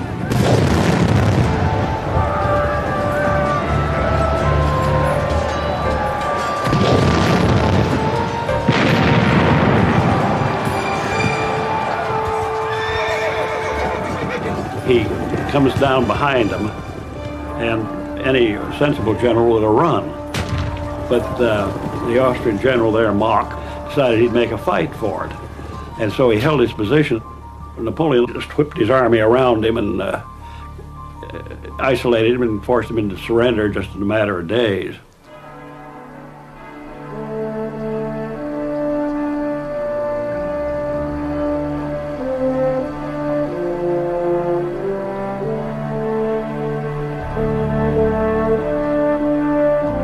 "27,000 men surrendered. Mack had lost almost his entire army. "I did not intend to fight any but the English," Napoleon told the defeated Austrian general, "until your master came along and provoked me. All empires come to an end."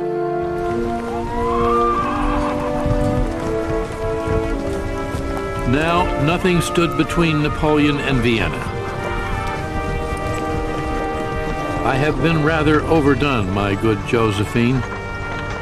8 days spent in soaking rain and with cold feet have told on me a little.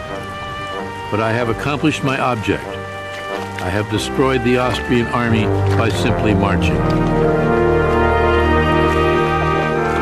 Napoleon, having moved at this great speed, 200,000 men marching 500 miles in 40 days. So there he has already, he's defeated half the Austrian army.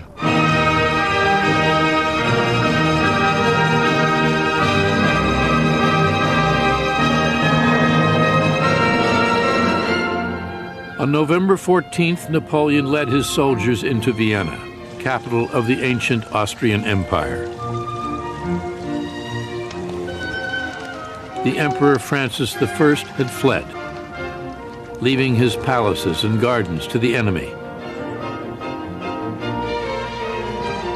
As Bonaparte triumphantly paraded through the winding streets, he portrayed himself as the representative of the French Revolution, a symbol of freedom and enlightenment. But many who had once worshipped him had by now changed their minds. including Ludwig Beethoven. When Napoleon decided to make himself emperor, Beethoven denounced him as a vulgar person who lowered himself to the level of an ordinary king. Beethoven had dedicated his Third Symphony to First Consul Bonaparte. Now he angrily blotted out his name. Emperor Napoleon, he said, is nothing more than an ordinary mortal. He would trample on all human rights and become a tyrant. 2 months before, Napoleon had been encamped on the English Channel. Now the Viennese elders were giving him the keys to their city. But his triumph had been shadowed by a disaster.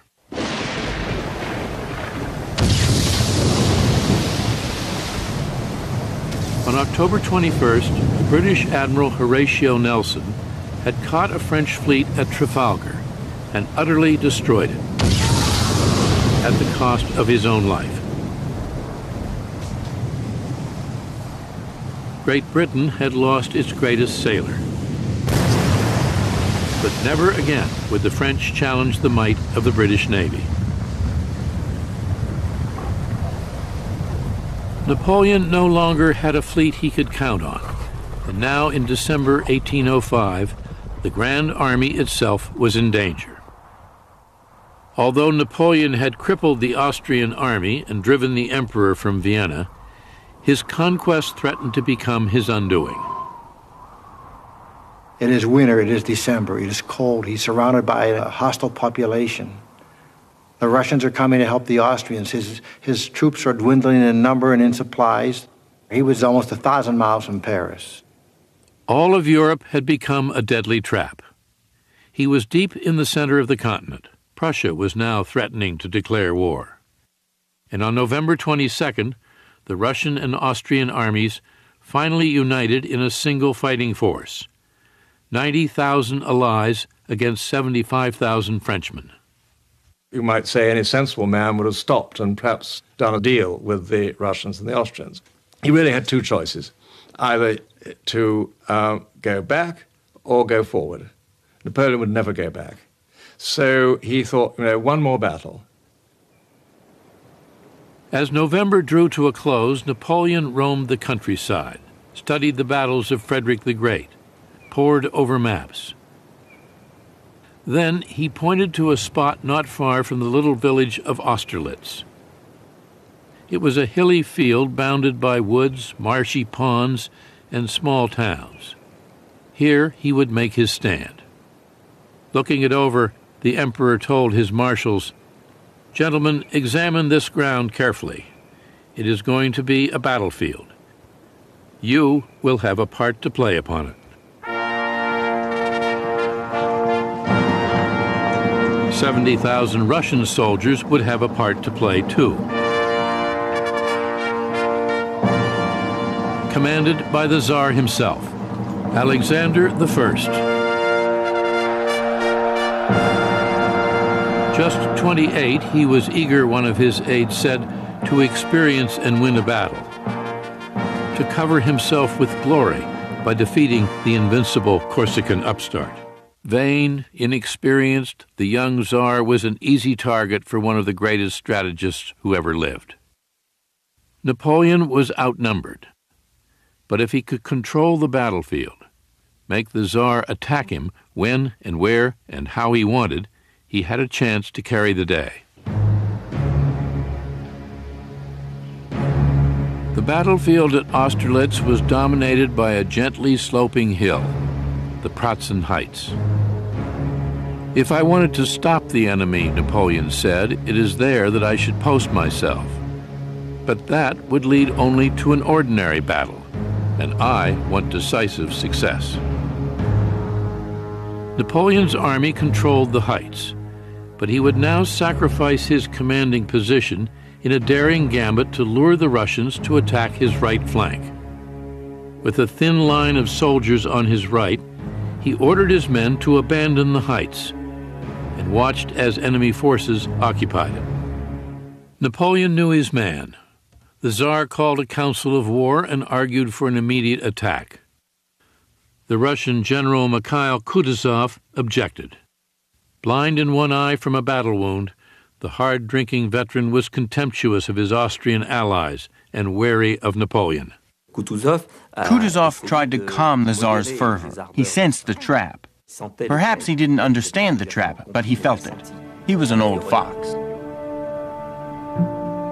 The night before the battle, Napoleon dined on his favorite campaign dish, potatoes fried with onions.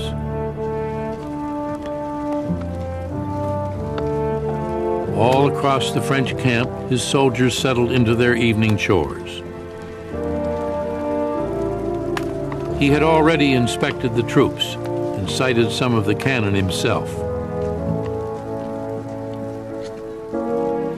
He appeared a model of optimism and confidence.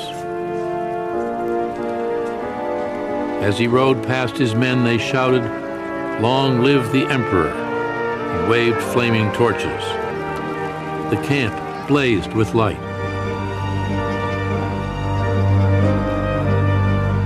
It was December 2nd, 1805, the first anniversary of his coronation.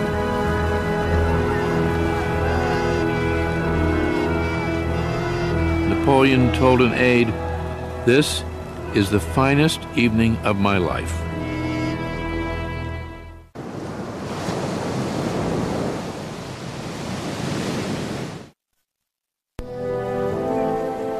Daybreak came with an impenetrable fog.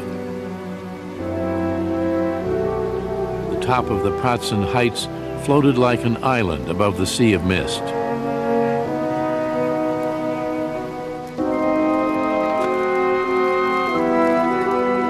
Napoleon's soldiers woke early and shook off hunger and fatigue.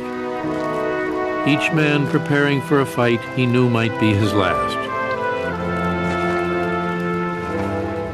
The main killer was probably the artillery. You were just blown apart, ripped apart, or had a neat hole put through you.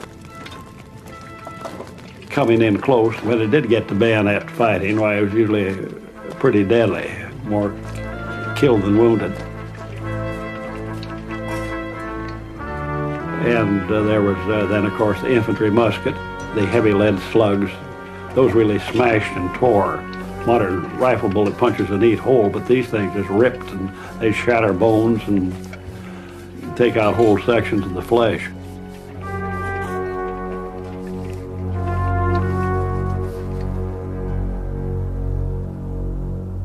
From his command post on the Pratzen Heights, the Tsar, eager for battle, ordered the Allies down off the high ground toward the far end of Napoleon's weak right flank, anchored in the little village of Telnitz.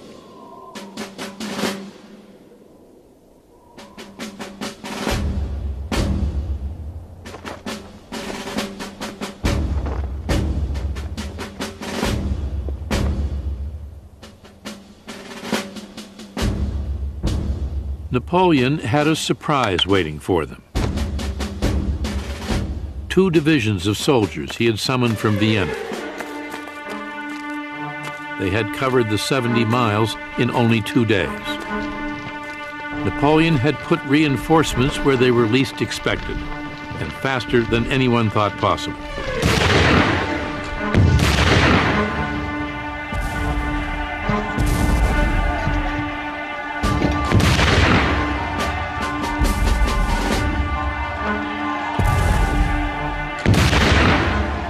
His troops, exhausted after their long march from Vienna, struggled to hold on. So far, Napoleon said, his enemy was behaving like they were conducting maneuvers on his orders. Napoleon had wanted the enemy to attack his weak right. He now had enough troops to defend it, more than enough for his own plan: an attack on the Pratzen Heights, which was left with few defenders. Napoleon watched from his command post above the battlefield, waiting to spring his trap. Hidden in the haze at the bottom of the valley below the heights were 2 French divisions, 17,000 men.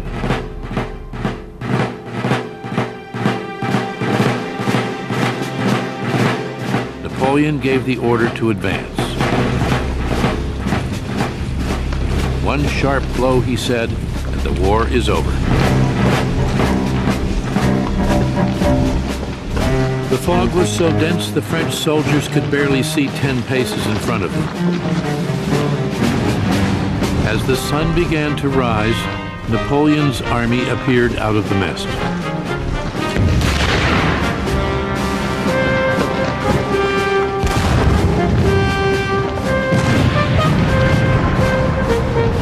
On the top of the Patzen, the Tsar watched the French materialize out of the valley. "They come out of a clear sky," he told an aide. "Your Majesty," his aide replied, "you should rather say they come from hell."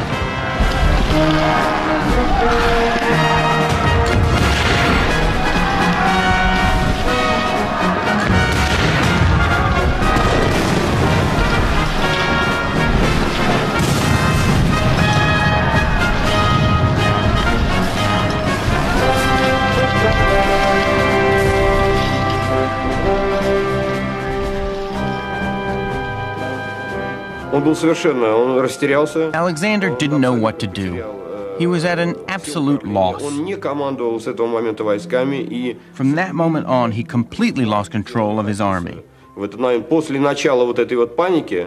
After the panic on the heights, he no longer participated in the battle. Finding themselves attacked when they thought that they were the attackers, Napoleon said, they looked upon themselves as half defeated. By 9:30, the French controlled the Pratzen Heights, demolishing the center of the Allied position. Napoleon swept across the battlefield and attacked the Allies from behind. By 5 o'clock, Austerlitz was silent.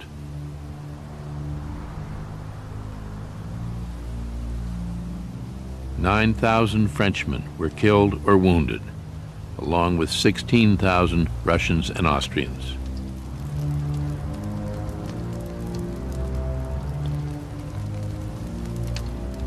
The Tsar and his army retreated. But the Austrian Emperor himself, Francis I, came to sue for peace from the little Corsican artillery lieutenant who had made himself an emperor only 1 year before. "A battle was fought today," Francis wrote his wife, "which did not turn out very well." Napoleon wrote Josephine, "I have defeated the Russian and Austrian army commanded by the two emperors. I am a little tired. I embrace you." Austerlitz had raised Napoleon's star to new heights. He had won his greatest victory, the victory of which he would always be the proudest. "Soldiers," he said, "I am pleased with you. You have decorated your eagles with an immortal glory. You will be greeted with joy, and it will be enough for you to say, 'I was at the Battle of Austerlitz,' for people to reply, 'There goes a brave man.'"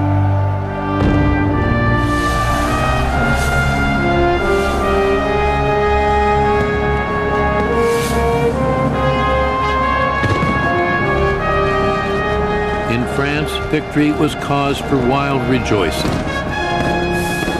Peace seemed at last assured.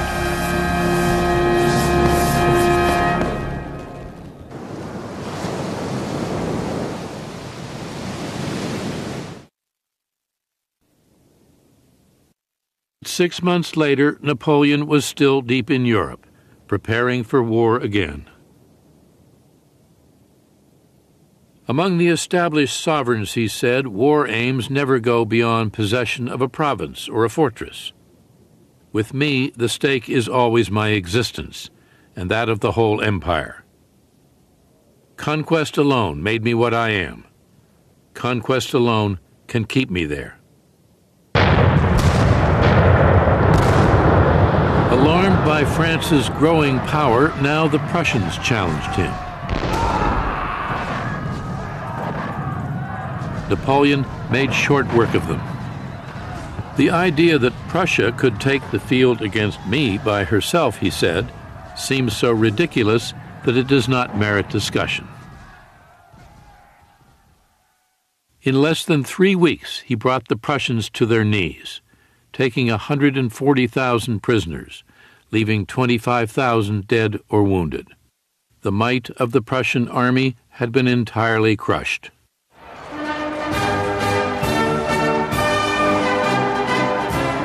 Napoleon marched triumphantly through Berlin to the strains of the Marseillaise, invoking the revolution, equality, and the abolition of privilege.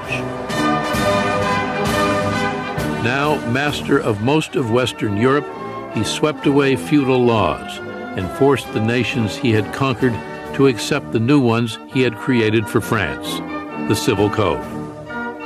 But he did not govern in the name of liberty. I have come to realize, he said, that men are not born to be free. Liberty is a need felt by a small class of people whom nature has endowed with nobler minds than the mass of men. He reigned like kings of old, with 44 different palaces, including Fontainebleau. He believed his own glory, the glory of France, and the spirit of the Revolution were all one and the same. Like a good Corsican family man, he made his brothers and sisters royalty. Louis became King of Holland, Joseph, King of Naples, Jerome, King of Westphalia. I need my family to stabilize my dynasty, he said. If I distributed thrones according to merit, I should have made different choices. He made Sister Caroline a queen, Pauline a princess, Elisa a duchess. To his mother he awarded the title Madame Mère.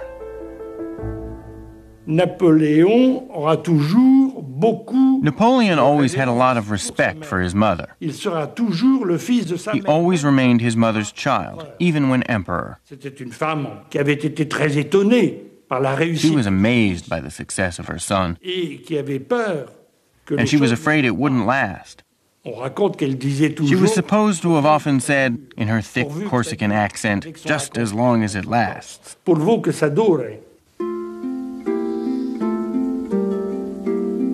While Napoleon spent long months on campaign far from France, Josephine passed the time at Malmaison.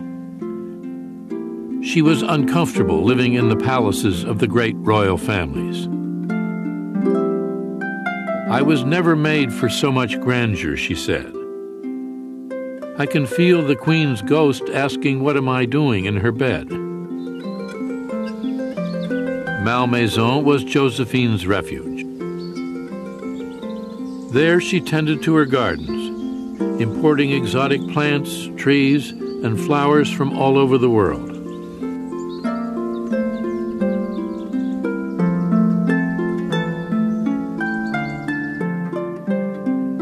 Although Napoleon was no longer the inexperienced youth intoxicated by her erotic charms, he remained deeply attached to her. He considers me, Josephine told a friend, one of the rays of his star. Napoleon found in Josephine a woman who met all of his desires. She was an admirable empress. She complimented him.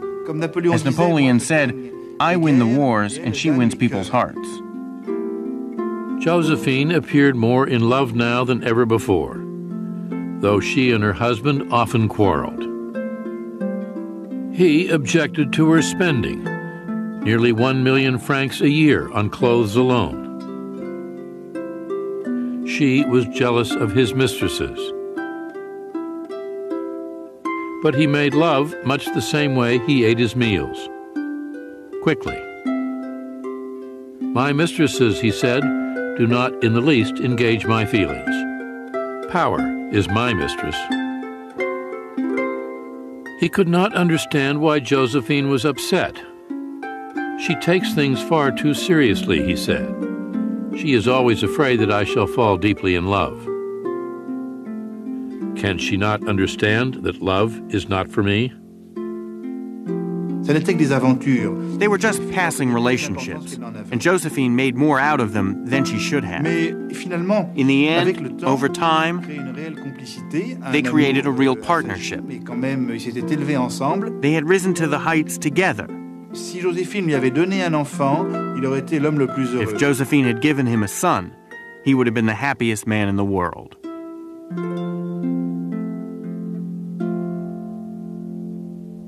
As 1806 drew to a close, Napoleon was still at war. Austria and Prussia had both surrendered, but the Russians, bloodied after Austerlitz, and Great Britain, all-powerful on the seas, remained dangerous enemies. Against Britain, he made economic warfare, a continental blockade forbidding the European nations to trade with the British Isles. To defeat Russia, he marched his soldiers deep into Poland. Napoleon's justification is you have to take the war to your adversaries and you have to defeat them, whatever it takes.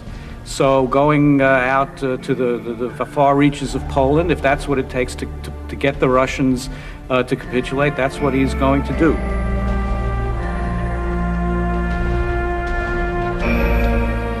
Napoleon was in Warsaw when he was stunned by the news of a surprise Russian attack. He struck back at once, first at Eylau, just 130 miles from the Russian border. Then, later, in nearby Friedland.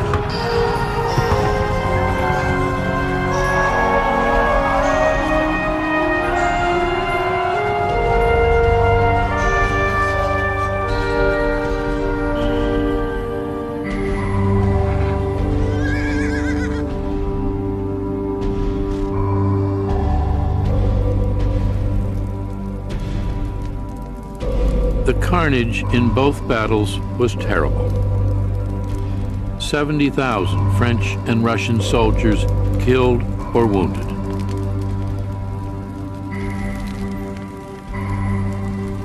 It is not combat anymore, a Russian general wrote the Tsar. It is butchery.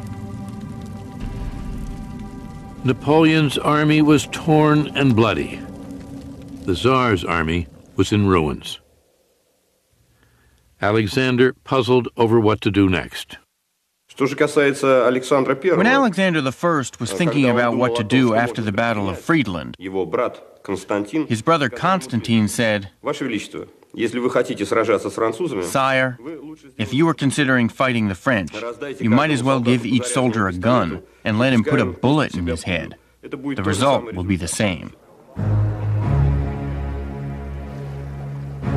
On June 25, 1807, Alexander traveled to Tilsit on the western border of the Russian Empire to discuss peace with the Emperor of France.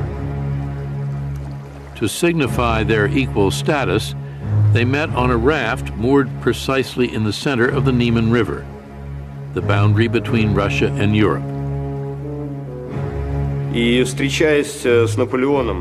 When the Tsar met Napoleon, he had one goal in mind, to find a peaceful solution that would benefit him. And the first thing he said to Napoleon in French was, "Sir, I hate the English as much as you do." And Napoleon said, "Then we have made peace."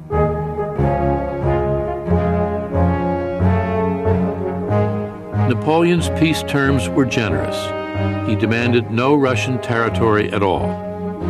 In return, the Tsar agreed to become France's ally, to join the continental blockade and refuse to trade with Britain. Napoleon wanted to have this alliance very much, and he was prepared to sacrifice for it. The alliance of Russia and France, two great empires, would force the British to make peace.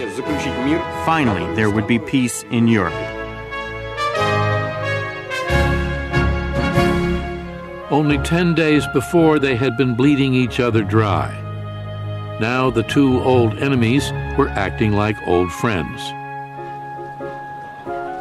The Tsar and Napoleon spent long hours together, inspecting each other's armies, awarding medals to soldiers on both sides. After 2 weeks, the two men seemed to have grown genuinely fond of one another. Napoleon was charmed by Alexander, describing him as especially handsome, like a hero with all the graces of an amiable Parisian. The Tsar, in turn, seemed in awe of Napoleon and his sheer power. As they said goodbye, Napoleon was convinced he had turned the Tsar into a friend and ally. If Alexander were a woman, he wrote Josephine, I would make him my mistress. This was Napoleon's biggest mistake. He thought he actually did charm Alexander. What Napoleon didn't understand was that Alexander would never stick to their agreement. But for Napoleon, the Tilsit peace seemed to be his finest moment, for him and for his empire. He came back to Paris in July 1807 to a huge celebration.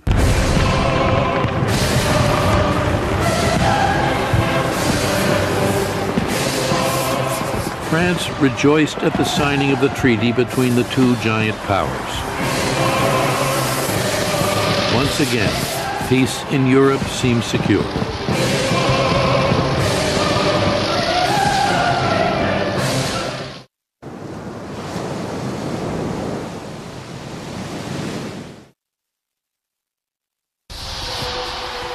In 1807, Napoleon's empire stretched from the Atlantic coast to the steppes of Russia, from the North Sea to the Mediterranean.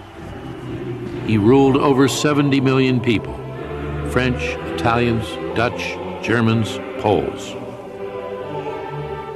There had been no greater empire since the days of Rome. Flushed with the pride of power, he dreamed of uniting all of Europe under French rule. The defeat of Russia and Prussia was so spectacular. Napoleon was stunned by the success. He never visualized such success. And he began to think, my God, I can do anything.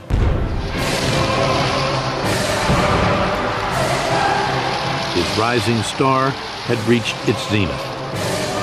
At that moment, he begins to believe that he is infallible, a superman, someone protected by destiny, his famous star. Il a le pouvoir complet sur l'Europe. He has complete power in Europe, Et sa fierté and his pride is very great, c'est lui le because this is a former little artillery lieutenant who has made it to the top. Ambition is never content, Napoleon once wrote, even on the summit of greatness. 38 years old, intoxicated with power, the ruler of almost all of Europe, he was bent on one more conquest. It was to be a fatal mistake.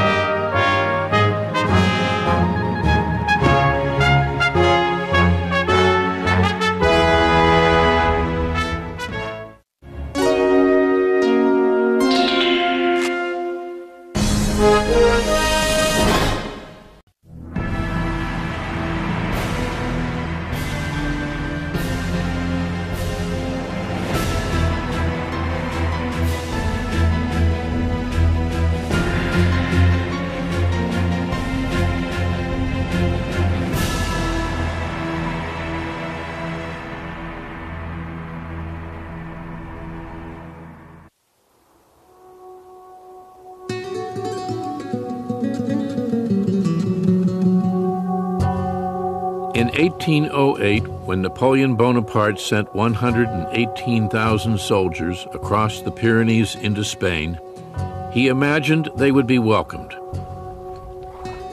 With my banner bearing the words liberty and emancipation from superstition, he said, I shall be regarded as the liberator of Spain. Napoleon was convinced that the Spanish people would rise up in a revolution and that he would be acclaimed. He was completely mistaken about the Spanish mentality. Napoleon could never imagine that some people loved their countries as much as he loved his own. It was a failing compounded by arrogance and pride that would bring about his downfall.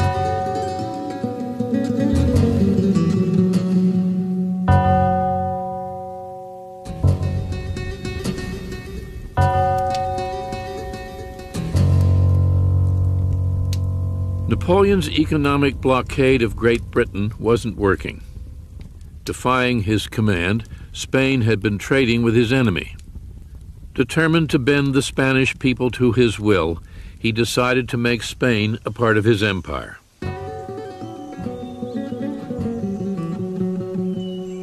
L'Espagne, à cette époque, était dans un état d'avancement. Spain at that time was far behind all the other countries in Europe. Napoleon considérait un petit peu Napoleon considered the Iberian Peninsula another world, comme des gens des âges obscurs, with people from the Dark Ages, par un clergé dominated by clergy, according to Napoleon, who were illiterate, ignorant, and fanatical. He thought that there would be no resistance whatsoever. On May 2nd, the Spanish people rose up against the French army in Madrid.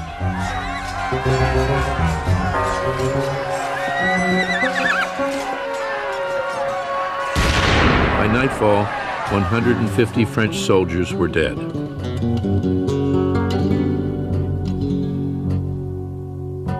The French retaliated.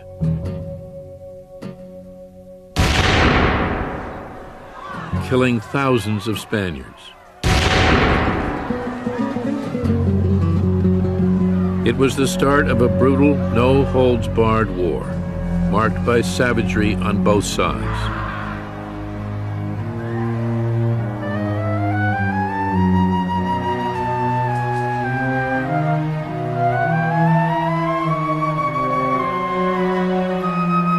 The French tortured and mutilated their prisoners. The Spanish did the same.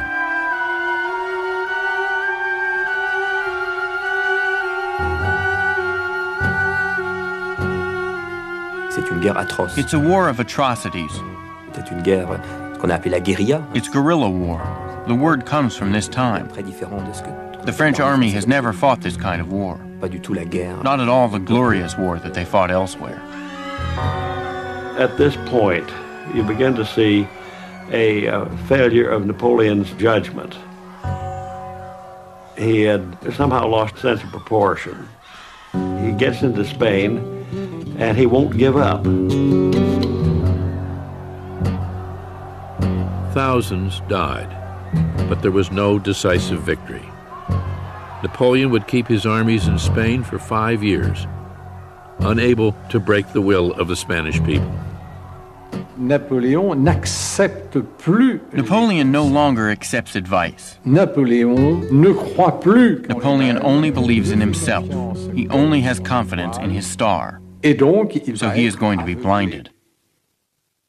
As his empire grew, Napoleon increasingly assumed the part of a Roman Caesar, godlike and infallible. Now he wanted a son to succeed him. But Josephine had never been able to give him one. 46 years old, she knew she never would. I know I will be shamefully dismissed from the bed of the man who crowned me, she told a friend. For months, Napoleon hesitated. They were a couple very well suited to each other.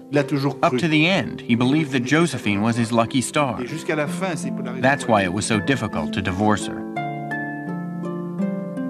At last, he decided to tell Josephine they must sacrifice their marriage for the greater glory of France. 2 weeks later, the divorce became official. "I understood my Bonaparte," Josephine said. "I knew very well that in the end he would get his way."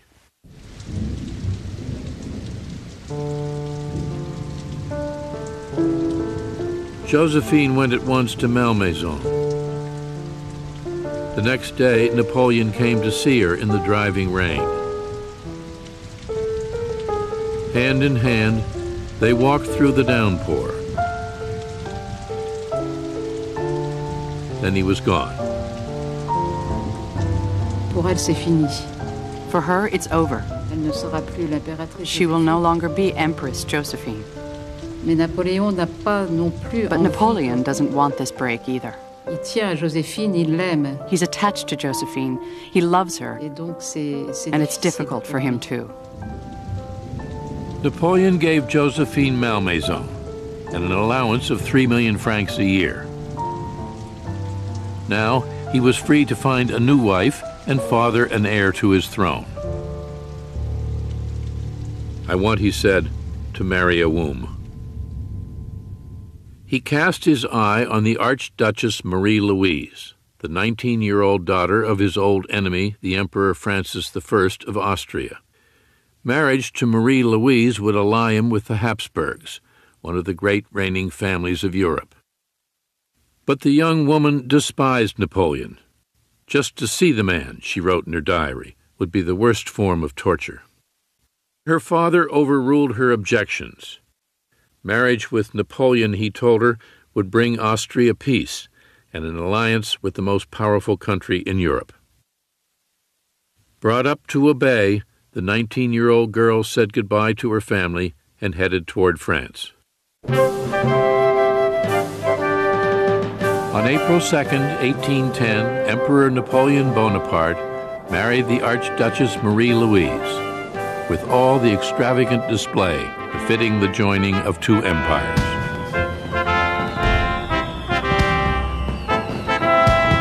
"He loves me very much," Marie-Louise wrote her father, "and I respond to his love sincerely. There is something very fetching and very eager about him that is impossible to resist." Napoleon must have wondered if he was dreaming. He was marrying a Habsburg. He was becoming allied with one of the oldest and most venerable monarchies in Europe.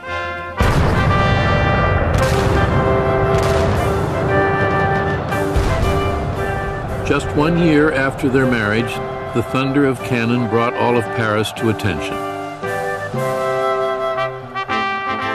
Marie-Louise had given birth to a baby boy.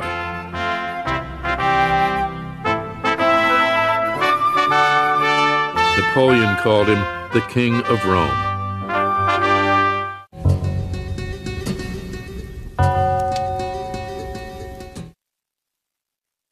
With a son and a devoted wife, Napoleon seemed transformed. He became a doting father and a loving husband. 42, his stomach swelling into a paunch, Napoleon was growing soft. "Late hours, hardship, war are not for me at my age," he told an aide. "I love my bed, my repose, more than anything.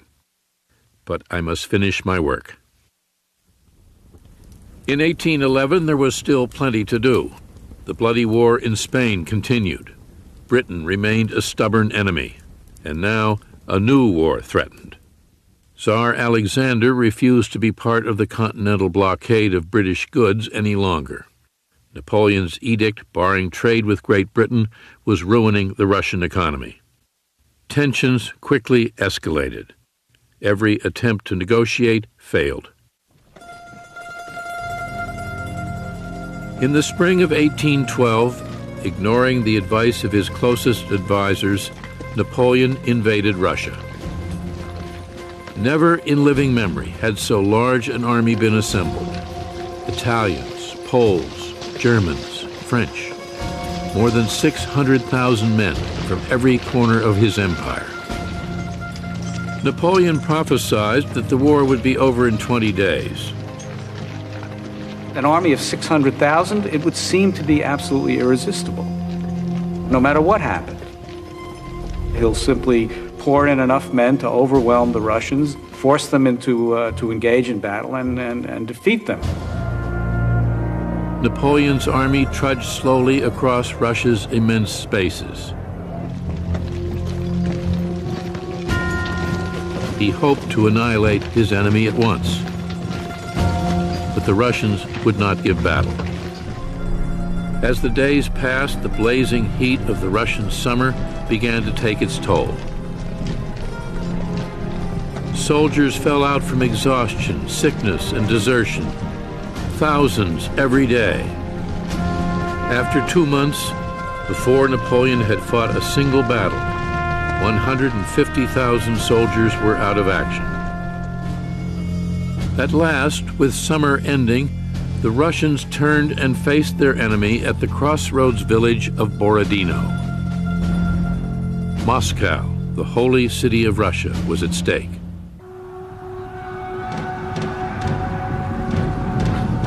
The Battle of Borodino was a brutal slugfest. Napoleon threw his enormous army at the Russians in a frontal assault, showing little of his old strategic subtlety.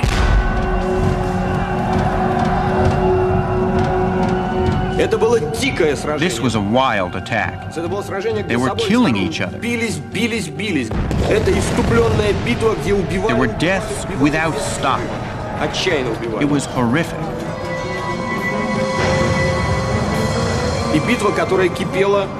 The battle began at 6:30 in the morning and lasted until 3 in the afternoon. At that point, both armies were exhausted. The Russians fought the Emperor's armies to a standstill. The next day, they withdrew, leaving Napoleon proclaiming victory.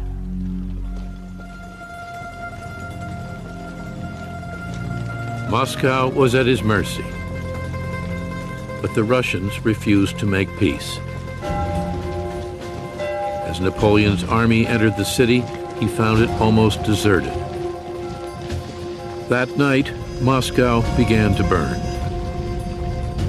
Mountains of red, rolling flames, Napoleon recalled later, like immense waves of the sea.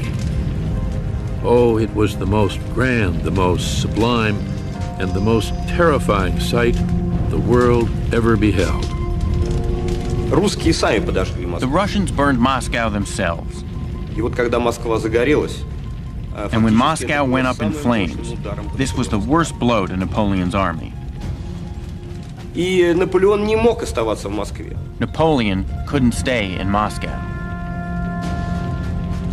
Fearing the approach of winter, but reluctant to abandon his conquest, Napoleon wrote the Tsar proposing negotiations. The Tsar responded with icy silence. After 5 weeks of waiting, Napoleon bitterly ordered his soldiers home.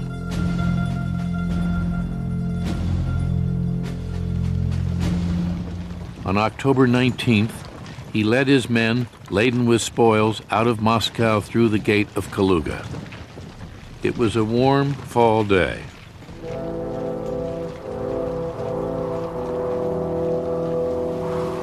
Three weeks later, it began to snow.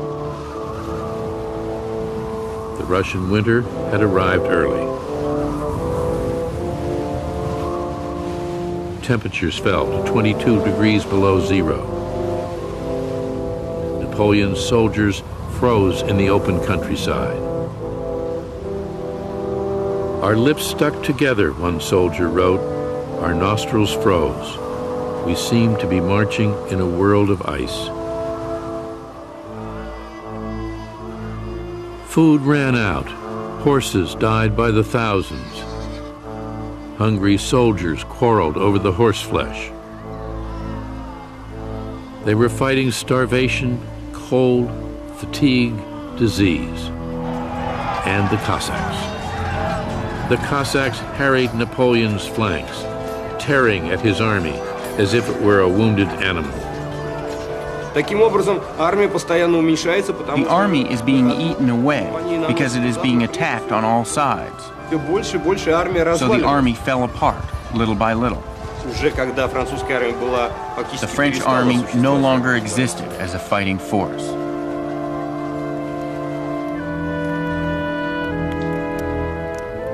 Napoleon watched as his army died. Fearing capture, he carried in a little black leather bag tied around his neck a vial of poison. 6 months before, he had crossed into Russia with more than 500,000 soldiers, confident of victory. Now, on December 5th, rumors of a coup in Paris forced him to abandon his troops and head back to the French capital. As his sled made its way across Europe, he told a companion, "It's just one step between the sublime and the ridiculous." He lost 500,000 men, a staggering sum. Out of the 600,000 men who went in, 93,000 came back. It was the beginning of the end, his former foreign minister Charles Talleyrand said. Smelling blood, Britain, Prussia, Russia, and Sweden united against him. Only Austria, ruled by his wife's father, wavered.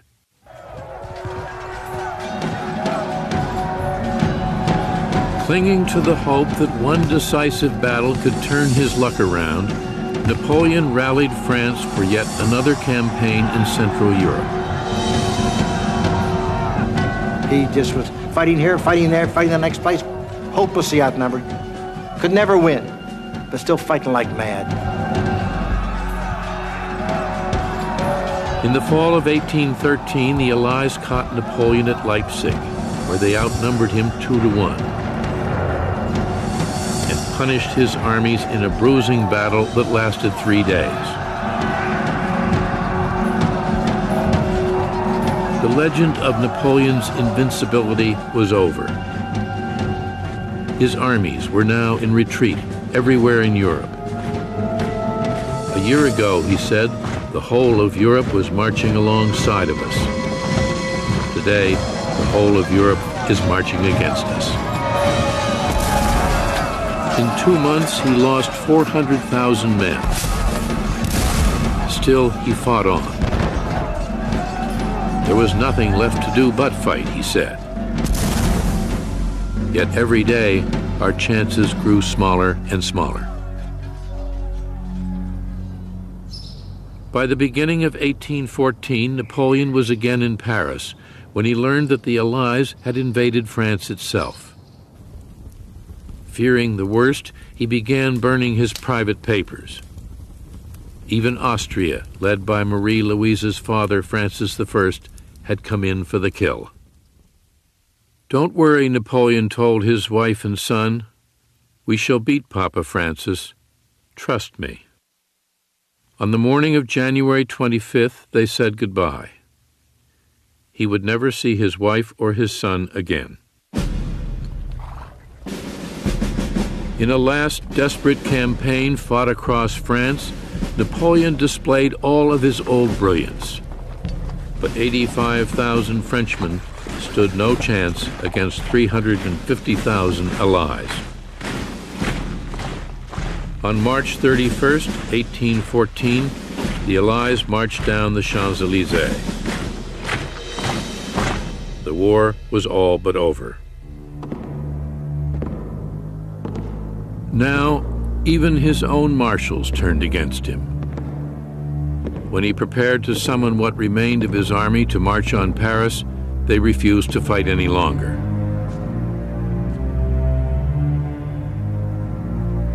On April 12, 1814, Napoleon picked up a pen and renounced his throne.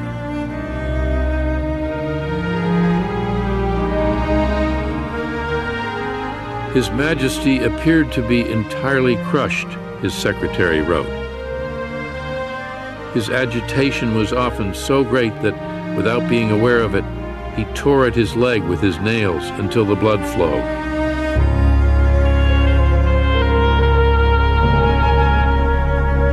That That evening, he emptied the contents of a leather pouch into a glass of wine and drank it. The poison failed to kill him. He would live to see everything he had won taken from him. My father arrived hours ago, Marie-Louise wrote him 2 days later. He will not let me come to you or see you. I am so sad I don't know what to tell you.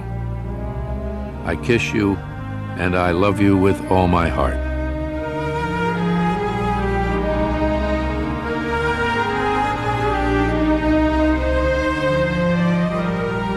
On April 20th, Napoleon strode down the stairs at Fontainebleau to address his soldiers one last time.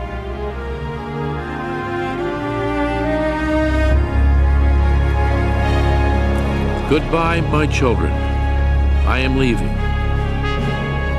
Do not grieve over my fate. I would like to press all of you close to my heart. Let me, at least, embrace your banner. Then he took a regimental flag in his hands and pressed it to his lips. Let this kiss, he said, resonate in the hearts of all my soldiers. Farewell once again. Let this last kiss enter into all your hearts.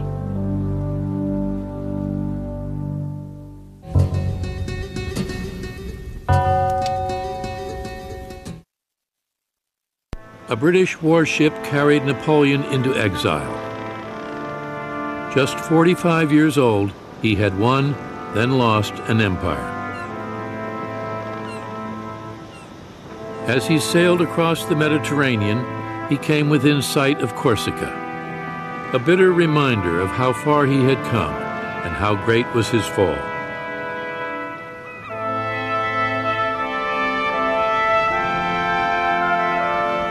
He was given a villa perched on a hillside 100 feet above the sea.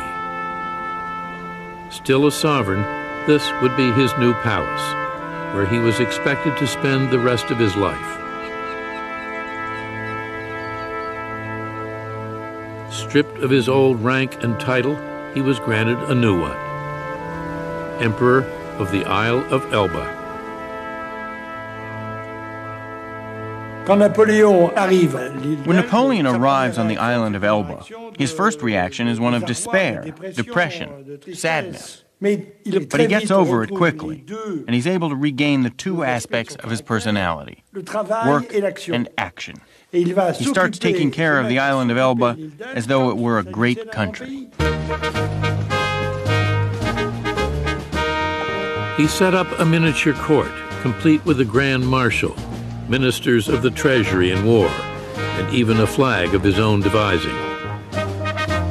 He planted olive and mulberry trees, paved the streets, organized a regular collection of garbage, and let it be known that his subjects, the island's 13,000 peasants, should sleep no more than 5 in a bed. He still had a lot of genius and ability left in him, but it must have been boredom personified.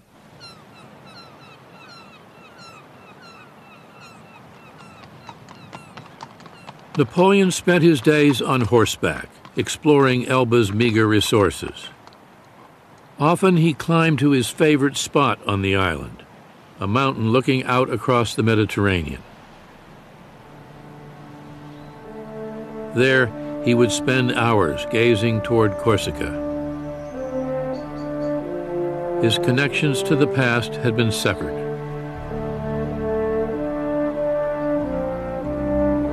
When he learned that Josephine had died at Malmaison, he did not leave his room for 2 days.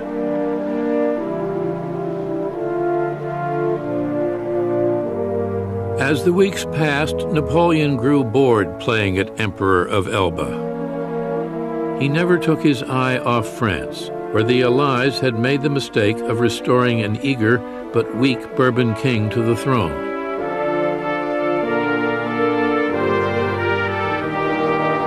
King Louis XVIII had neither Napoleon's charm or charisma. France had a constitutional monarchy now, but with royalists threatening to abolish the gains of the Revolution and the economy floundering, the king soon became unpopular. For 10 months, Napoleon watched and waited. Then on February 26, 1815, he slipped off of Elba with a handful of soldiers and eluded British and French warships. After making a mistake or suffering a misfortune, he said, "The man of genius always gets back on his feet." Once ashore, only the king's army would stand between Napoleon and Paris. 6 days after landing in France, he confronted a regiment of infantry ordered to bar his way. Napoleon advanced alone to meet them. "Soldiers," he cried, "if there is one among you who wants to kill his general, his emperor, here I am." Suddenly the soldiers began cheering wildly. "Long live the emperor! Long live the emperor!" 2 weeks later, Napoleon was in the French capital, and Louis XVIII had fled. The news hit Europe like a bombshell.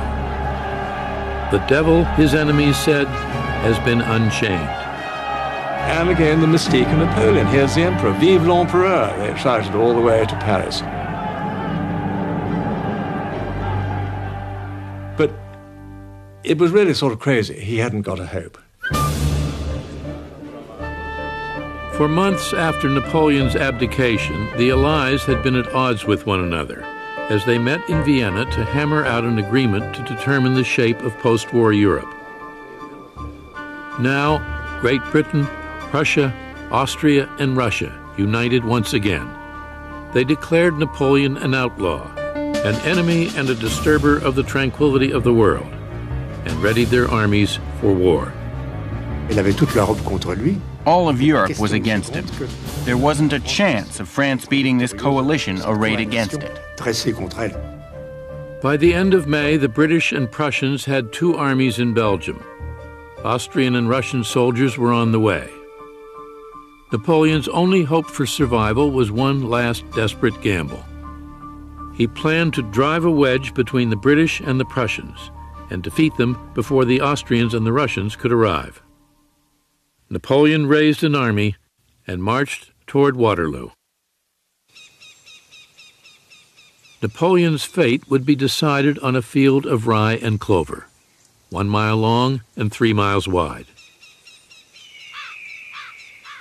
Waiting for him was Great Britain's most formidable soldier, the Duke of Wellington. Tall, aristocratic, rather arrogant, disdainful, not an enormous amount of imagination, but totally unflinching, nerves of steel.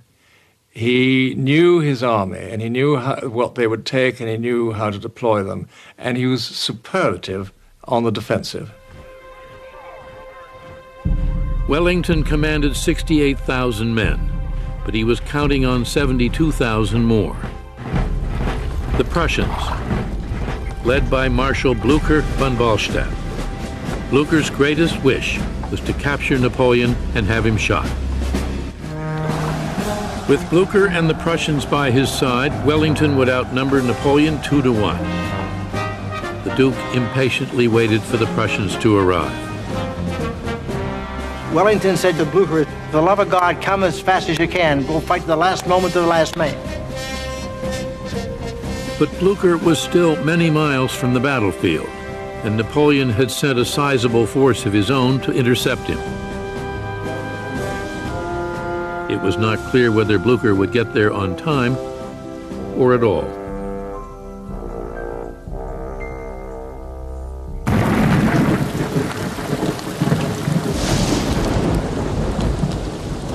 The night before the battle, soldiers on both sides caught what sleep they could under a heavy downpour. The next morning, Sunday, June 18th, they were sopping wet. So was the field in which they were to fight, now dotted with puddles and caked in mud. As the sun rose higher in the sky, the Duke and his soldiers braced themselves. But Waterloo remained silent. Nearly 5 hours had passed since daybreak, yet Napoleon had not given the order to attack. He said he was waiting for the ground to dry, so he could maneuver his cannon. I felt that fortune was abandoning me, Napoleon said. I no longer had the feeling that I was sure to succeed.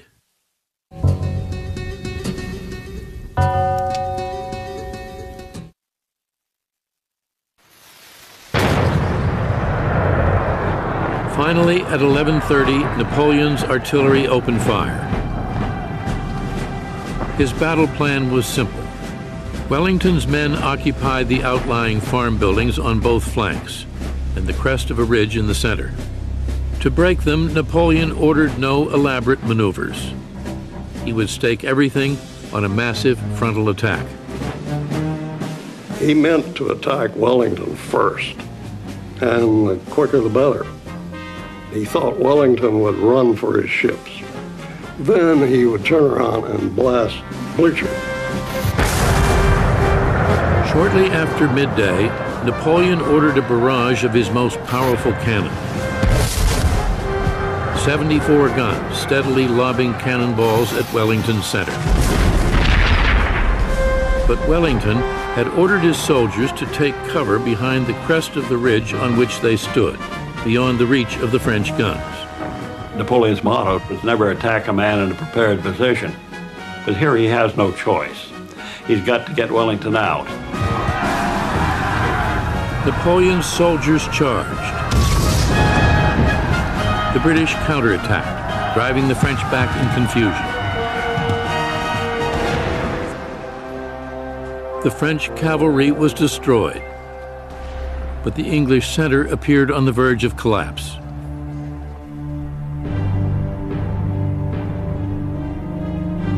The sun hung low in the sky, glowing blood red through the trees and smoke. It was then that Napoleon saw them, Prussian soldiers emerging from the smoke, still in the far distance. He called for the Imperial Guard, the most feared of all his soldiers. Throughout the fighting, he had held them in reserve. Now, he sent them forward.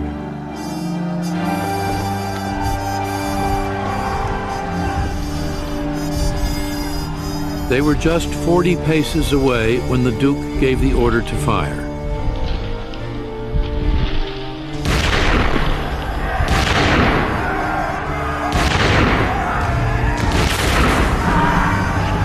In less than a minute, 400 Frenchmen fell. Still, the Guard came on. They were absolutely magnificent and came very close. He nearly broke through the British line. But it was too late. The first time in the whole history of the Napoleonic Wars, the Guard was seen to falter and then eventually fall back, shouting, "Sauve qui peut," every man for himself. And then the word ran through the army, "La Garde recule," the Guard is retreating. Wellington snapped shut his telescope, took off his hat, and waved it. "No cheering, my lads," he said. "Forward and complete your victory."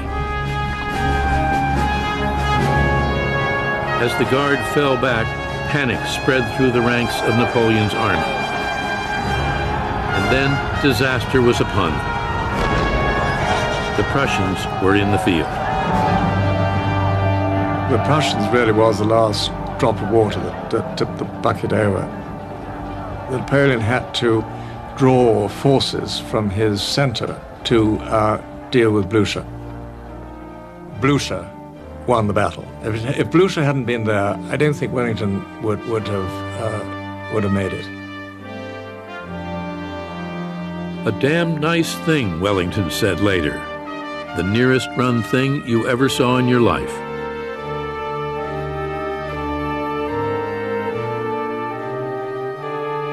The battle had lasted less than 12 hours, a single Sunday afternoon.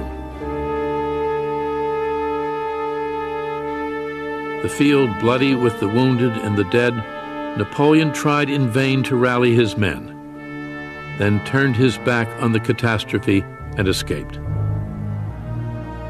With all of Europe against him, Napoleon saw the futility of going on. As Allied armies closed in around him, he let events run their course. On June 22, 1815, 4 days after the Battle of Waterloo, he abdicated his throne for the second time. With no hope of escape, he put himself at the mercy of Great Britain. He wished, he said, to reside in a country house near London. The British turned him down.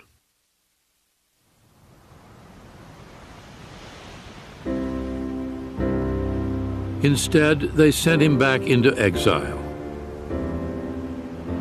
This time, they took no chances that he would return. Allowing him a small group of loyal followers, they chose a far-flung outpost of their empire, a slab of volcanic rock in the South Atlantic Ocean, one of the most remote places on Earth, St. Helena. When Napoleon sees this fortress for the first time, he understands everything. He knows at this moment, this is going to be his grave.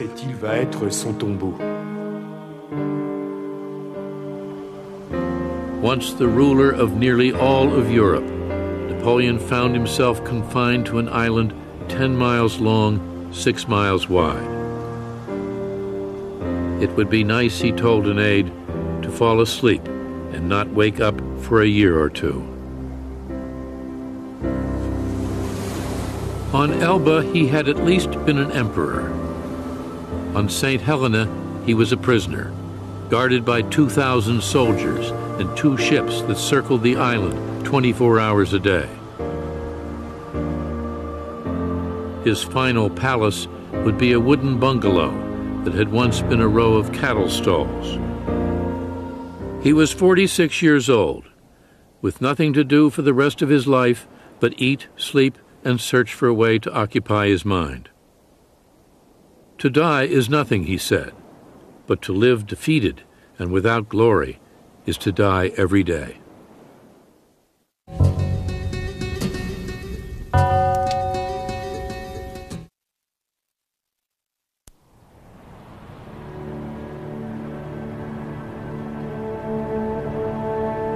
Stripped of every vestige of power, on this windswept island lost in the Atlantic, Napoleon fought the endless boredom of his days. He gardened, read any book or newspaper he could get his hands on, tried rewriting a tragedy of Voltaire's, imposed an exacting imperial etiquette on his retinue, and sparred with the island's English governor, who insisted on calling Napoleon General Bonaparte.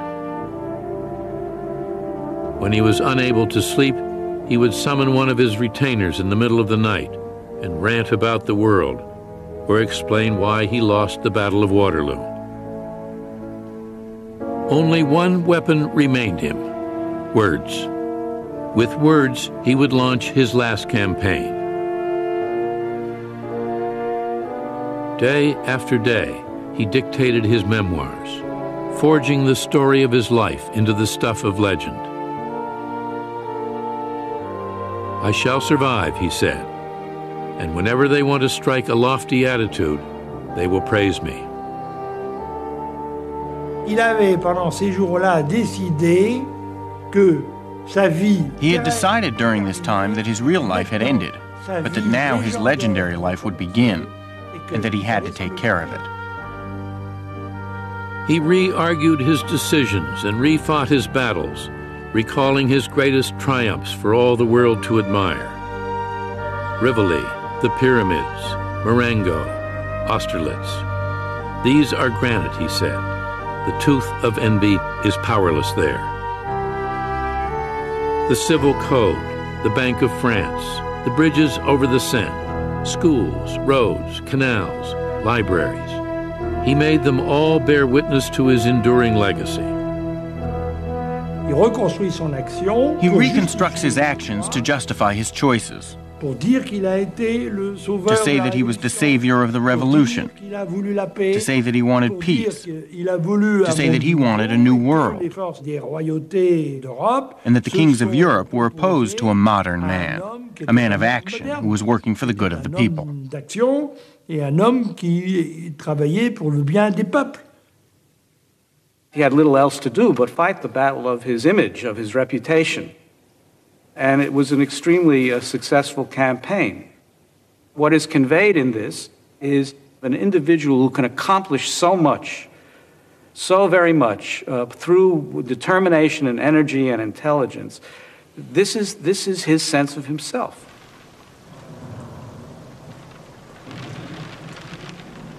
As time wore on, his health failing, Napoleon at last gave way to boredom and then despair. He really felt this sadness falling little by little, like a drop of acid which finally corrodes your soul. I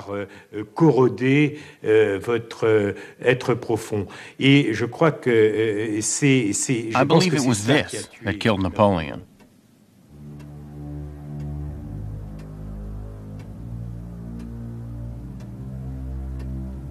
Napoleon lasted 5.5 years on St. Helena. On May 5th, 1821, he died, deliriously whispering, "France, Army, Chief of Army, Josephine." He was 51 years old. As he had willed it, his life entered into the world's imagination. Even his exile became a glorious martyrdom. St. Helena, his crown of thorns, the last station of his cross. My downfall, he said, raises me to infinite heights.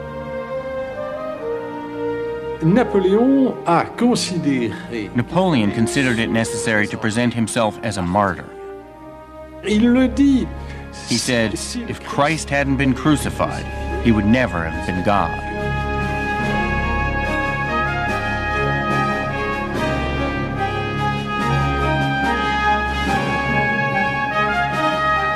As the years passed, his story told and retold, the love of power, the tyrannical nature of his rule, and the 3 million soldiers who had died in wars that had brought him glory, did nothing to tarnish the brilliance of the legend he had created. Napoleon, through his writing, was able to create loyal, fervent followers. It's extraordinary.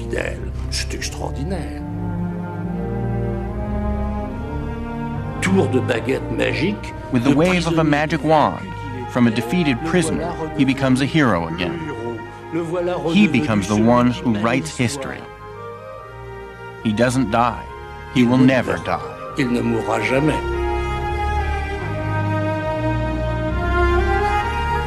Everything on earth is soon forgotten, Napoleon said, except the opinion we leave imprinted on history.